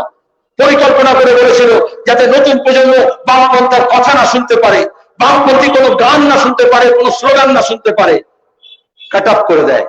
আর এই লকডাউনের সময় বিজেপি তৃণমূল যখন দুটো বড় বড় পার্টি লক আউট হয়ে গিয়েছিল, তখন আমাদের এই ছেলেপুলেরাই, মহিদুলের মতো ছেলেপুলেরাই রাস্তায় নেমে প্রাণের ঝুঁকি নিয়ে কোথাও শ্রমজীবী ক্যান্টিন করেছে, কোথাও সবজি বাজার করেছে, আক্রান্তই আক্রান্তের পাশে দাঁড়াতে পারে। এখন দাঁড়িয়ে কত কথা হচ্ছে, তখন পরিযায়ী শ্রমিক, আমার ঘরের ছেলেমেয়েরা যারা আটকে গিয়েছিল, তাদের ফেরানোর জন্য বিজেপি তৃণমূল দুজনে এক ছিল। কত ষড়যন্ত্রের মধ্যে মোদী কি বলল? না, দিদি বলছে না রেল ঢুকতে দেবে, তাহলে রেল, গোটা দেশে রেল বন্ধ আছে, কিন্তু দিদি বললো কি, ওটা করোনা এক্সপ্রেস ঢুকতে দেবো না, বলেনি? তাই তো? তার মানে কি? আরে সংবিধানে রেল চালানোর দায়িত্ব বিজেপির, কেন্দ্রীয় সরকারের। পরিযায়ী শ্রমিকের দায়িত্ব সেন্ট্রাল গভর্নমেন্টের, সংবিধানে লেখা আছে তখন থেকে। অতিমারী মহামারী হলে দেশের সরকারের দায়িত্ব। সরকার কি করলো? পিএম কেয়ার ফান্ড বললো হিসেব হবে না, অডিট হবে না, পার্লামেন্টে হিসেব দেবো না। মোদী আর অমিত শাহ মিলে লাখ লাখ কোটি কোটি টাকা তুলেছে, কিন্তু তার থেকে আপনার হাসপাতালে ভেন্টিলেটর আসেনি, হাসপাতালে বেড আসেনি, চিকিৎসা কর্মীর মাইনে বাড়েনি, আপনাকে মাস্ক দেয়নি, আপনাকে স্যানিটাইজার দেয়নি, আপনাকে ওষুধ দেয়নি। আর বিহারে ভোটের সময় গিয়ে বলছে যে বিজেপি को ভোট देने से वैक्सीन দিয়ে যায়। ভ্যাকসিনটা কারো পাবে? আমরা জন্মানোর সময় আমাদের দেয় না, টিকে দেয় না, তখন বলেছে ভোট তোমার বাপ দিয়েছে, তবে টিকে দেবো। বিজেপি তৃণমূল যেমন এখানে বলে, তুই যদি আমার মিছিলে না আসিস তাহলে 100 দিনের কাজ পাবি না, রেশন কার্ড পাবি না, জব কার্ড পাবি না। ওরকম বিজেপি বলছে তুমি যদি ভোট না দাও তাহলে তোমাকে টিকে দেওয়া যাবে না। আর এই যে পোলিও খাওয়ানো হচ্ছে, বসন্ত টিকা, গুটি বসন্ত যখন হয়েছে, কলেরা যখন হয়েছে, আমরা তো ছাত্র ভলেন্টিয়ার ছিলাম, তখন ইনজেকশন দিতে শিখেছি, টিকা দিতে শিখেছি, যে সবাইকে দিতে হবে, মাস ইমিউনাইজেশন করতে হবে। আজকে সেটা নিয়ে রাজনীতি করছে। আর বিজেপি কিরকম ধাপ্পাবাজ হয়, সেদিন বিপ্লব দেব দেখি, আমাদের মমতা যেরকম উল্টো পাল্টা বলে না, ওরকম ত্রিপুরা মুখ্যমন্ত্রী আছে ওরকম উল্টো পাল্টা বলে, ওটাতে বিখ্যাত। বলে टीका किसने आविष्कार किया? वैक्सीन मोदी जी ने आविष्कार किया। मुख्यमंत्री বলছে আরে কি করে আবিষ্কার করলো? তো বিজ্ঞান, তো গবেষণা। তো যখন অতিমারি হচ্ছিল, যখন প্রথম কেস ধরা পড়লো, তখন তো মোদি অমিত শাহ নমস্তে ট্রাম্প করছিল, তখন কি করোনার জন্য প্রস্তুতি করছিল? তখন তো বিজেপি বলেছিল গোমূত্র পান করো, তাহলে করোনা হবে না। বলেনি গত বছর জানুয়ারি ফেব্রুয়ারি মাসে? তখন বলেনি গোবরে স্নান করো। কেন্দ্রের মন্ত্রী বলেনি পাপড় ভেজে খাও, করোনা হবে না। क्या है, भाभी का भौजी का पावर, भाभी का पावर, তাই তো? একেই তো বলে বুজুর্গি।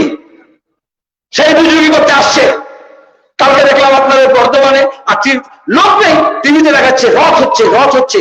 আরে রথ তো আমাদের এখানে শ্রী চৈতন্যের দেশে, জগন্নাথের দেশে মহেশের রথ হয়, শ্রীরামপুরে হয়, পাড়ায় হয়। ছোট ছোট বাচ্চাও কাঠের রথ খড়খড় করে যায়, রাস্তা দিয়ে টেনে নিয়ে যায়। ওটা হচ্ছে ভক্তির রথ। আর বিজেপি যেটা দেখাচ্ছে ওটা ভক্তির রথ নয়, ওটা শক্তির রথ দেখাচ্ছে।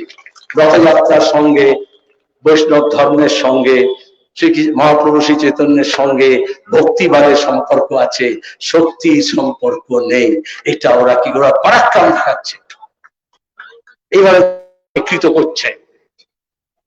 ভোটের জন্য জানে যদি বিজেপির নামে সভাপতি হবে না, কিন্তু মানুষের বিশ্বাসকে যদি ব্যবহার করা হয়, এটাই সাম্প্রদায়িকতা।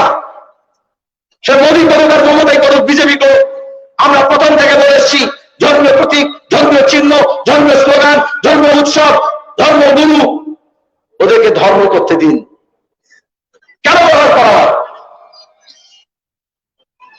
ধর্ম খারাপ না, নিজের জায়গায় ঠিক আছে, কিন্তু ধর্মকে যখন রাজনীতির সঙ্গে মেশানো হয়, এই যে আলো দেখছেন জ্বলছে না, একটা নেগেটিভ তার আছে, একটা পজিটিভ তার আছে, দুটোকে আলাদা আলাদা রাখতে হয়। বাল্বে গিয়ে যখন সুইচ অন করেন তখন আগুন লাগে, জ্বলে, তখন হচ্ছে আলো জ্বলে। আর যদি ওটা আগে যদি শর্ট সার্কিট হয়ে যায়, দুটো তার যদি একসঙ্গে মিশে যায়, আগুন লেগে যাবে, ফ্ল্যাশ হয়ে যাবে, বিপদ হয়ে যায়, ফিউজ উড়ে যায়। ওরকম ধর্ম আর রাজনীতি বলেছিলাম দুটো আলাদা তারে থাকুক। মমতা ব্যানার্জি আমাদের রাজ্যে বিজেপির কাছ থেকে ট্রেনিং নিয়েছেন। আদবানির যে পাঠশালায় অমিত শাহ পড়েছে, মোদী পড়েছে, সেইখানেই সহপাঠী হিসেবে মমতা ব্যানার্জিও ছিলেন। ওরা ধর্ম সংসদের নাম করে, সাধু সন্ত সমাগম করে, ইনি এরকম ইমামকে বার করে নিয়ে, কাজীকে বার করে নিয়ে, মুয়াজ্জিনকে বার করে নিয়ে, তারা নিজের জায়গায় আছে, নিজের কাজে আছে, তাকে ব্যবহার করেছেন। কেন ব্যবহার করতে হয়? আমি মোহাম্মদ সেলিম আপনাদের সামনে বলছি, আপনারা শুনছেন, ভালো কথা হলে মানবেন, ভুল কথা হলে প্রশ্ন করবেন। কিন্তু মমতা ব্যানার্জি বসলে, বিজেপি বসলে সাধু সন্ত মান ধর্মগুরু ইমাম, একটা বরকতি ইমাম ছিল, ওইসব নিয়ে বসতে হয়। কেন বসতে হয়? যদি আপনার আসল মার্কশিট থাকে, অ্যাডমিট কার্ড থাকে, ওটাকে অ্যাটেস্ট করতে হয় না। যদি নকল থাকে, জেরক্স কপি থাকে, ট্রু কপি থাকে, তাহলে যার স্ট্যাম্প আছে তার কাছে গিয়ে বলতে একটু অ্যাটেস্ট করে দিয়ে, তাহলে ওটা আসলের মতো দেখতে লাগবে বা চলতে লাগবে। তাহলে যখন মোদী মমতা মিথ্যে কথা বলেন, তখন ধর্মগুলোকে অ্যাটেস্ট করার জন্য রাখতে হয়। যখন মিথ্যা প্রতিশ্রুতি দেন, লোকে বলেন হয়তো রামদেব বাবা বলে দিয়েছে পেট্রোলের দাম 40 টাকা হয়ে যাবে, কারণ মোদী বললে লোকে বিশ্বাস করতো না। তাহলে ওটা ধর্মকে ব্যবহার করা হলো, ধর্মীয় বিশ্বাসকে ব্যবহার করা হলো। পেট্রোল 100 টাকা হয়ে যাচ্ছে, কিন্তু ধর্মগুরু বলে দিয়েছিল 40 টাকা। মমতা বলেছিলেন মুসলমানদের জন্য মেডিকেল কলেজ করে দেবো, নার্সিং কলেজ করে দেবো, 10,000 মাদ্রাসাকে করে দেবো, রিকগনিশন বলেনি। আর ইমাম বরকতি তখন পাশে থেকে ওই অ্যাটেস্ট লাগিয়ে দিয়েছে। লোকে বলছে মমতা মিথ্যে কথা বলতে পারে, কিন্তু ইমাম সাহেব তো বলে দিয়েছেন, তাহলে ওটাতে স্ট্যাম্প লেগে গেছে, ওটা আসল হয়ে গিয়েছে। আর ওটা রং নাম্বার, পিকে সিনেমা দেখেছিলেন, পিকে আমির খানের, ওটা রং নাম্বার। সুতরাং ওই রং নাম্বারে গোটা দেশ গিয়ে ফেসেছে। বাংলা মানুষকে বলবো ওই রং নাম্বারে যাবেন না। আমরা 10 বছরে বুঝেছি আমাদের রাজ্যের শিল্পের সম্ভাবনা, যেমন উত্তরপ্রদেশের মেয়েদের কন্যা ভ্রূণ হত্যা হয় উত্তর ভারতে, সেরকম আমাদের শিল্প সম্ভাবনার ভ্রূণকে হত্যা করেছে বিজেপি তৃণমূল মিলে। আজকে দাঁড়িয়ে বলছে শিল্প করে দেবো, কারখানা করে দেবো। মনে নেই মমতা ব্যানার্জি সিঙ্গুরে গান হচ্ছিল, আলু চাষের কথা বলছিল, আসলে মমতা ওখানে সর্ষের বীজ ছড়িয়েছিলেন, মনে আছে? হ্যাঁ, আমাদের কথা বলে না ভূত তাড়াতে সর্ষের মধ্যে ভূত আছে বলে না, তার মানে ওজার আগে সর্ষে দিয়ে মন্ত্র পড়ে ভূত ছাড়াতো। কিন্তু আমাদের রাজ্যে সর্ষের মধ্যে ওই দিন থেকে ভূত ঢুকে গেছে যেদিন মমতার হাত পড়েছে সর্ষের বীজ, আর সিঙ্গুরে যেদিন ফেলেছে। কেন বলছি? আসলে এটা হচ্ছে মেশিনারি যদি খারাপ হয়ে যায়, এই পুলিশ, এই আইপিএস অফিসার, এই ডব্লিউবিসিএস অফিসার, এই কলকাতা পুলিশ, এই বাংলা পুলিশ, এই সিআইডি, তাদের একটা সুনাম ছিল। কিন্তু তোলাবাজ, ধান্দাবাজ তৃণমূলের হাতে করে কয়েকটা আইপিএস অফিসার উপরি পাওয়ার জন্য আপনাদের একটা মির্জা ছিল না? বলেছিল না মুকুলের টাকা তুলি তৃণমূলের জন্য? ভারতী ঘোষ ছিল না জঙ্গলমহলে সবাইকে মিথ্যা মামলা দিত না? এই তোলাবাজি যা হচ্ছে, এই যে গরু পাচার হচ্ছে, বালি খাদান, এইসব এঘাট ওঘাট থেকে যা টাকা উঠছে কালীঘাটে গিয়ে পৌঁছচ্ছে না। তার মধ্যে এই সমস্ত উচ্চ দলের অফিসাররা যুক্ত না। নিজে তো লক্ষ্য করা হবে না। আপনি তো দেখেন সিভিক ভলেন্টিয়ার, বেচারা আমরা সিভিক পুলিশ বলতাম, মমতা বললো না তোরা কাল থেকে ভলেন্টিয়ার। 6,500 7,000 টাকা মাইনে দেয়, রাস্তার মোড়ে দাঁড় করে দিয়েছে, রেট ঠিক করে দিয়েছে, 2 চাকা থেকে এত টাকা নিবি, 4 চাকা থেকে এত টাকা নিবি, 6 চাকা থেকে এত নিবি, 12 চাকা থেকে এত নিবি, সব রেট করে দিয়েছে না? আচ্ছা, টাকা দিলে হাততালি মারেন আপনারা? আমার তো রাগ হয়। এই দুর্গাপুর এক্সপ্রেসওয়ে যখনই যাবেন প্রত্যেকটা থানায় পুলিশ যা জিপ নিয়ে প্রত্যেকটা থানায় রাত্রেবেলা আটকে রেখে দেয়, ট্রাকগুলো দেখে দেখে রেট অনুযায়ী টাকা নেবে। যদি ভাইপোর কোম্পানির ছাড়পত্র থাকে তাহলে ছেড়ে দেবে, নাহলে টাকা তুলে হচ্ছে না। তাহলে ওই বাচ্চাটার উপরে দোষ দিয়ে লাভ কি? জানি ওই মহিলাকে মারার সময় তৃণমূলের লোকেরা উর্দি বদল করে টি শার্ট পরে সিভিক ভলেন্টিয়ারকে নিয়ে সিভিক ভলেন্টিয়ার সেজে লাঠি চালিয়েছে। কিন্তু এটা মনে রাখতে হবে, ওই ডিওয়াইএফআই, ওই এসএফআই, ওই বামপন্থী ছাত্র যুবরা আবার এই দাবিও করবে ওই সিভিক ভলেন্টিয়ারের চাকরিটাকে পার্মানেন্ট করো, ওদের মধ্যে যারা উপযুক্ত আছে তাদেরকে মাইনে দাও, তাদেরকে পুলিশ বানাও। এটা হচ্ছে বামপন্থা। সুতরাং ভোটের বুথে গিয়ে ভোট লুটেরাদের সাহায্য করে ওরা পার পাবে না। যদি পার পেতে হয় তাহলে তাকেও বিক্ষোভ আর বিদ্রোহের ঝান্ডা তুলে ধরতে হবে নিজের হকের জন্য, নিজের হকের লড়াইয়ের জন্য। এই যে টাকা এদিক থেকে ওদিক যাচ্ছে, তাহলে বিজেপি তৃণমূল কি করছে? তৃণমূলকে বিজেপি সাহায্য করবে? গোটা দেশ থেকে তোলা তুলছে না, একটা কেলেঙ্কারি হচ্ছে না। তৃণমূলে দেখবেন বিজেপিতে যারা চলে গিয়েছে যে তৃণমূলের নেতারা, তাদের দুর্নীতির কথা বলছে, কিন্তু আরএসএস বিজেপির বড় বড় নেতা যে দুর্নীতি করছে সেটা বলছে না। কারণ মমতা বলে দিয়েছেন সেদিন টেলিভিশন চ্যানেলে, বললাম মমতা দি আপনি তো বিজেপি তৃণমূল আর আরএসএস বিরুদ্ধে লড়ছে। মমতা বলল না, থামিয়ে দিল, না আমি বিজেপির বিরুদ্ধে লড়ছি, আরএসএস এর বিরুদ্ধে লড়ছি না। খেয়াল রাখবেন, কারণ আরএসএস মমতাকে দুর্গা সাজিয়েছিল, মহিষবর্ধিনী অসুর বিনাশিনী, তাকে 10 ভুজায় 10টা অস্ত্র দেবতারা দিয়েছিল বর হিসেবে। আরএসএস এর প্রধান বলেছিলেন মমতা হচ্ছে নতুন দুর্গা আর সিপিএম হচ্ছে অসুর। সুতরাং এই অসুরকে শেষ করার জন্য মমতাকে আশীর্বাদ দিতে হবে, টাকা দিতে হবে, অস্ত্রশস্ত্র দিতে হবে, আইপিএস দিতে হবে, আইএস দিতে হবে, তাই তো, দেশি বিদেশি কানেকশন দিতে হবে। আর মমতা বলেছিলেন বিজেপি আরএসএস যদি 1% সাহায্য করে তাহলে আমি বিজেপি সিপিএম কে বাংলা ছাড়া করে দেবো। আরএসএস প্রধান বলেছেন তথাস্তু, 1% না 100% সাহায্য করবো। এইটাই হচ্ছে বিজেপি আর তৃণমূলের, এইখানে হচ্ছে গাঁট ছাড়া নাগপুরের মধ্য দিয়ে। সেজন্য মমতা ব্যানার্জি কখনো আরএসএস সংঘ পরিবারের বিরুদ্ধে বলতে পারবেন না, সাম্প্রদায়িকতার বিরুদ্ধে লড়তে পারবেন না। এজন্য দিল্লির সরকারের কোন নীতির বিরুদ্ধে লড়তে পারবেন না। যখন আর্টিকেল 370 রদ হলো, যখন নোটবন্দি হলো, যখন জিএসটি হলো, এই এখনো যখন 3টে কৃষক বিল পাস করে আইন করে দিল, এমপি তো ছিল তৃণমূলের, তাদের ভূমিকা কি ছিল? মমতা এখানে কত নায়ক নায়িকা নিয়ে একটা মিছিল করে টিভিতে দেখাবে, বিলতে দেখাচ্ছে, আর যেখানে বলার কথা সেখানে বলবে না। আর এই জন্যই আমাদের নিজের শক্তিকে মজবুত করতে হবে। আমরা এখন শক্তিকে মজবুত করছি, হাজার হাজার লোক যেখানে যাচ্ছি জমায়েত হচ্ছে। সাংবাদিক সম্মেলনে একজন সাংবাদিক জিজ্ঞেস করলো, রোজই তো কিছু অ্যাক্টর অ্যাক্ট্রেস ওদের দিকে চলে যাচ্ছে, বলছে না আজকেও দেখবেন গেছে না কিছু। আমি বললাম দেখো ভাই, ওদের আছে অ্যাক্ট্রেস আর অ্যাক্টর, আর আমাদের আছে কাস্তে হাতুড়ি ট্র্যাক্টর, এবং দেখতে হবে কার শক্তি বেশি আছে। গোটা দেশে দিল্লিতে দেখেছেন ট্রাক্টরের মিছিল হবে বলে যখন ডাক দিল, ওই যখন শাহিনবাগে যেরকম সিএ বিরোধী আন্দোলনকে দমানোর জন্য গলি মারা সালকে বলে আরএসএস দালালেরা ঢুকেছিল, ওরকম 26শে জানুয়ারি ওরা চেয়েছিল দিল্লিতে এমন একটা কিছু কাণ্ড হোক, তারপরে ওই কৃষকদের আন্দোলনকে পুরো একেবারে ক্রাশ করে দেবে, ভেঙে দেবে, চুরমার করে দেবে। সেটা এত সহজে হয়নি। এটা গান্ধীজিকে যখন আরএসএস হত্যা করেছিল তখনও তাই করেছিল। আরএসএস এরকমই হয়, পোশাক পাল্টে আসে।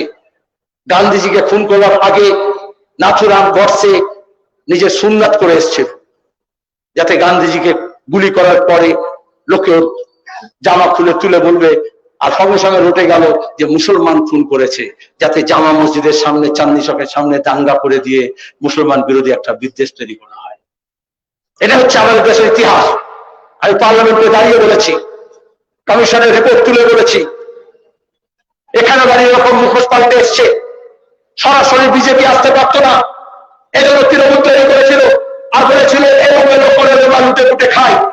আর তৃণমূল কংগ্রেস গত 10 বছর ধরে এলোমেলো করেছে, লুটে পুটেও খেয়েছে। আর এই জন্য বিজেপি আর তৃণমূলের মধ্যে লড়াই হচ্ছে। আরে আমি তো বলেছিলাম তোদেরকে এলোমেলো করে দে, লুটপাট করার জন্য তো আমরা মোটা ভাই আছি, তোরা ছোট ভাইরা লুটপাট শুরু করে দিলি। আর এই জন্যই এখন ওরা লুট করতে আসছে, লুটপাট করতে আসছে। আর এখানে এই জন্যই মানুষকে ঐক্যবদ্ধ করতে হবে। আমরা জানি আমরা একা লাল ঝান্ডা সে পারবো না। সেটা 9টা দলে বামফ্রন্ট ছিল, ওরা বলেছিল পঞ্চায়েত চলে যাবে, জেলা পরিষদ চলে যাবে, সরকার চলে যাবে, বামফ্রন্ট শেষ হবে। 9টা দলের বদলে আজকে বিমান বসু চেয়ারম্যান, 16টা দল বাম এবং সহযোগী মিলিয়ে আমরা একসঙ্গে আছি। তারপরে বলেছি কংগ্রেসকে আসো, সঙ্গে আসো। এই কংগ্রেসের ঘাড়ে পা দিয়ে তৃণমূল কংগ্রেস আইটার্সে গিয়েছিল। কংগ্রেস যদি নিজের কাজ না দিত তাহলে মমতা ব্যানার্জি জীবনে কখনো রাইটার্স বিল্ডিং এ উঠতে পারতেন না।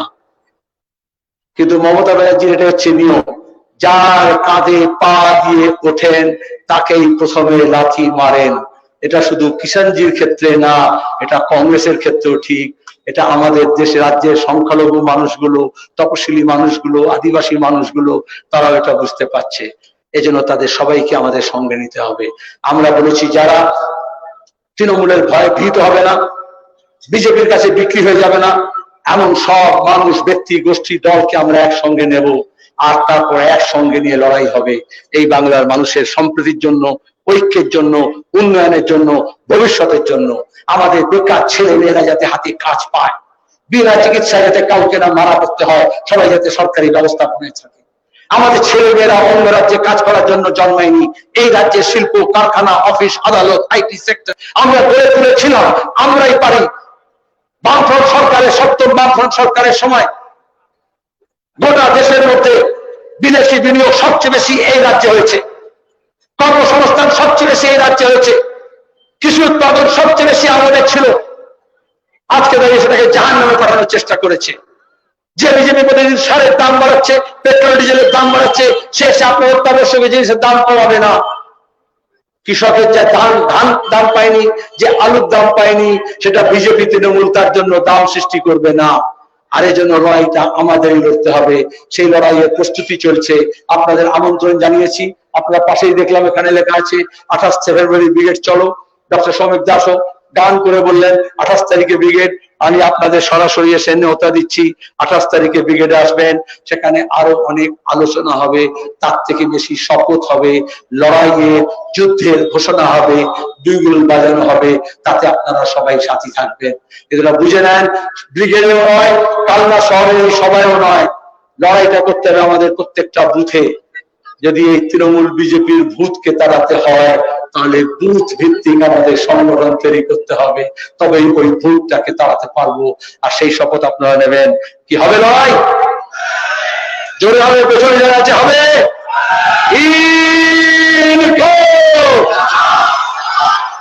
28 ফেব্রুয়ারি লেখা হবে, হবে, জোরসে হবে। কসমিন কালে ব্রিগেডের সমাবেশ দেখেনি, এই ফেব্রুয়ারির 28 তারিখে আমরা সেই সমাবেশ করব।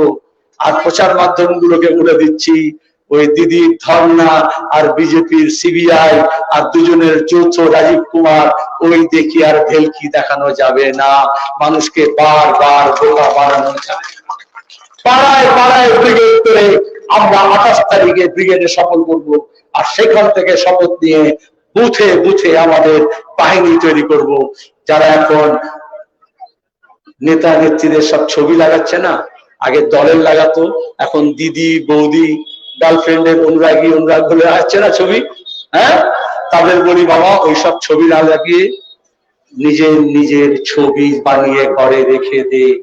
যদি বুথ দখল করতে আসবি তাহলে আমরা শুধু মহিদুল ইসলামের ছবিতে দেব না মালা, তোমাদের ছবিগুলোতে মালা দেওয়ার ব্যবস্থা। এই শপথ নিলাম।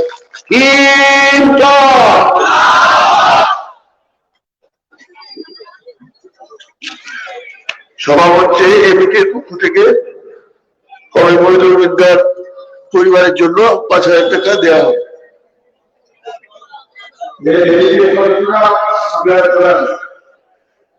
আমাদের আজকে সবার কাজ এরপর শেষ হবে। এখানে হোটেল প্লাজা আছে, যারা সাংবাদিক তারা ওইখানে চলে যাবেন। খুব সংক্ষিপ্ত সাংবাদিক সম্মেলন করা হবে।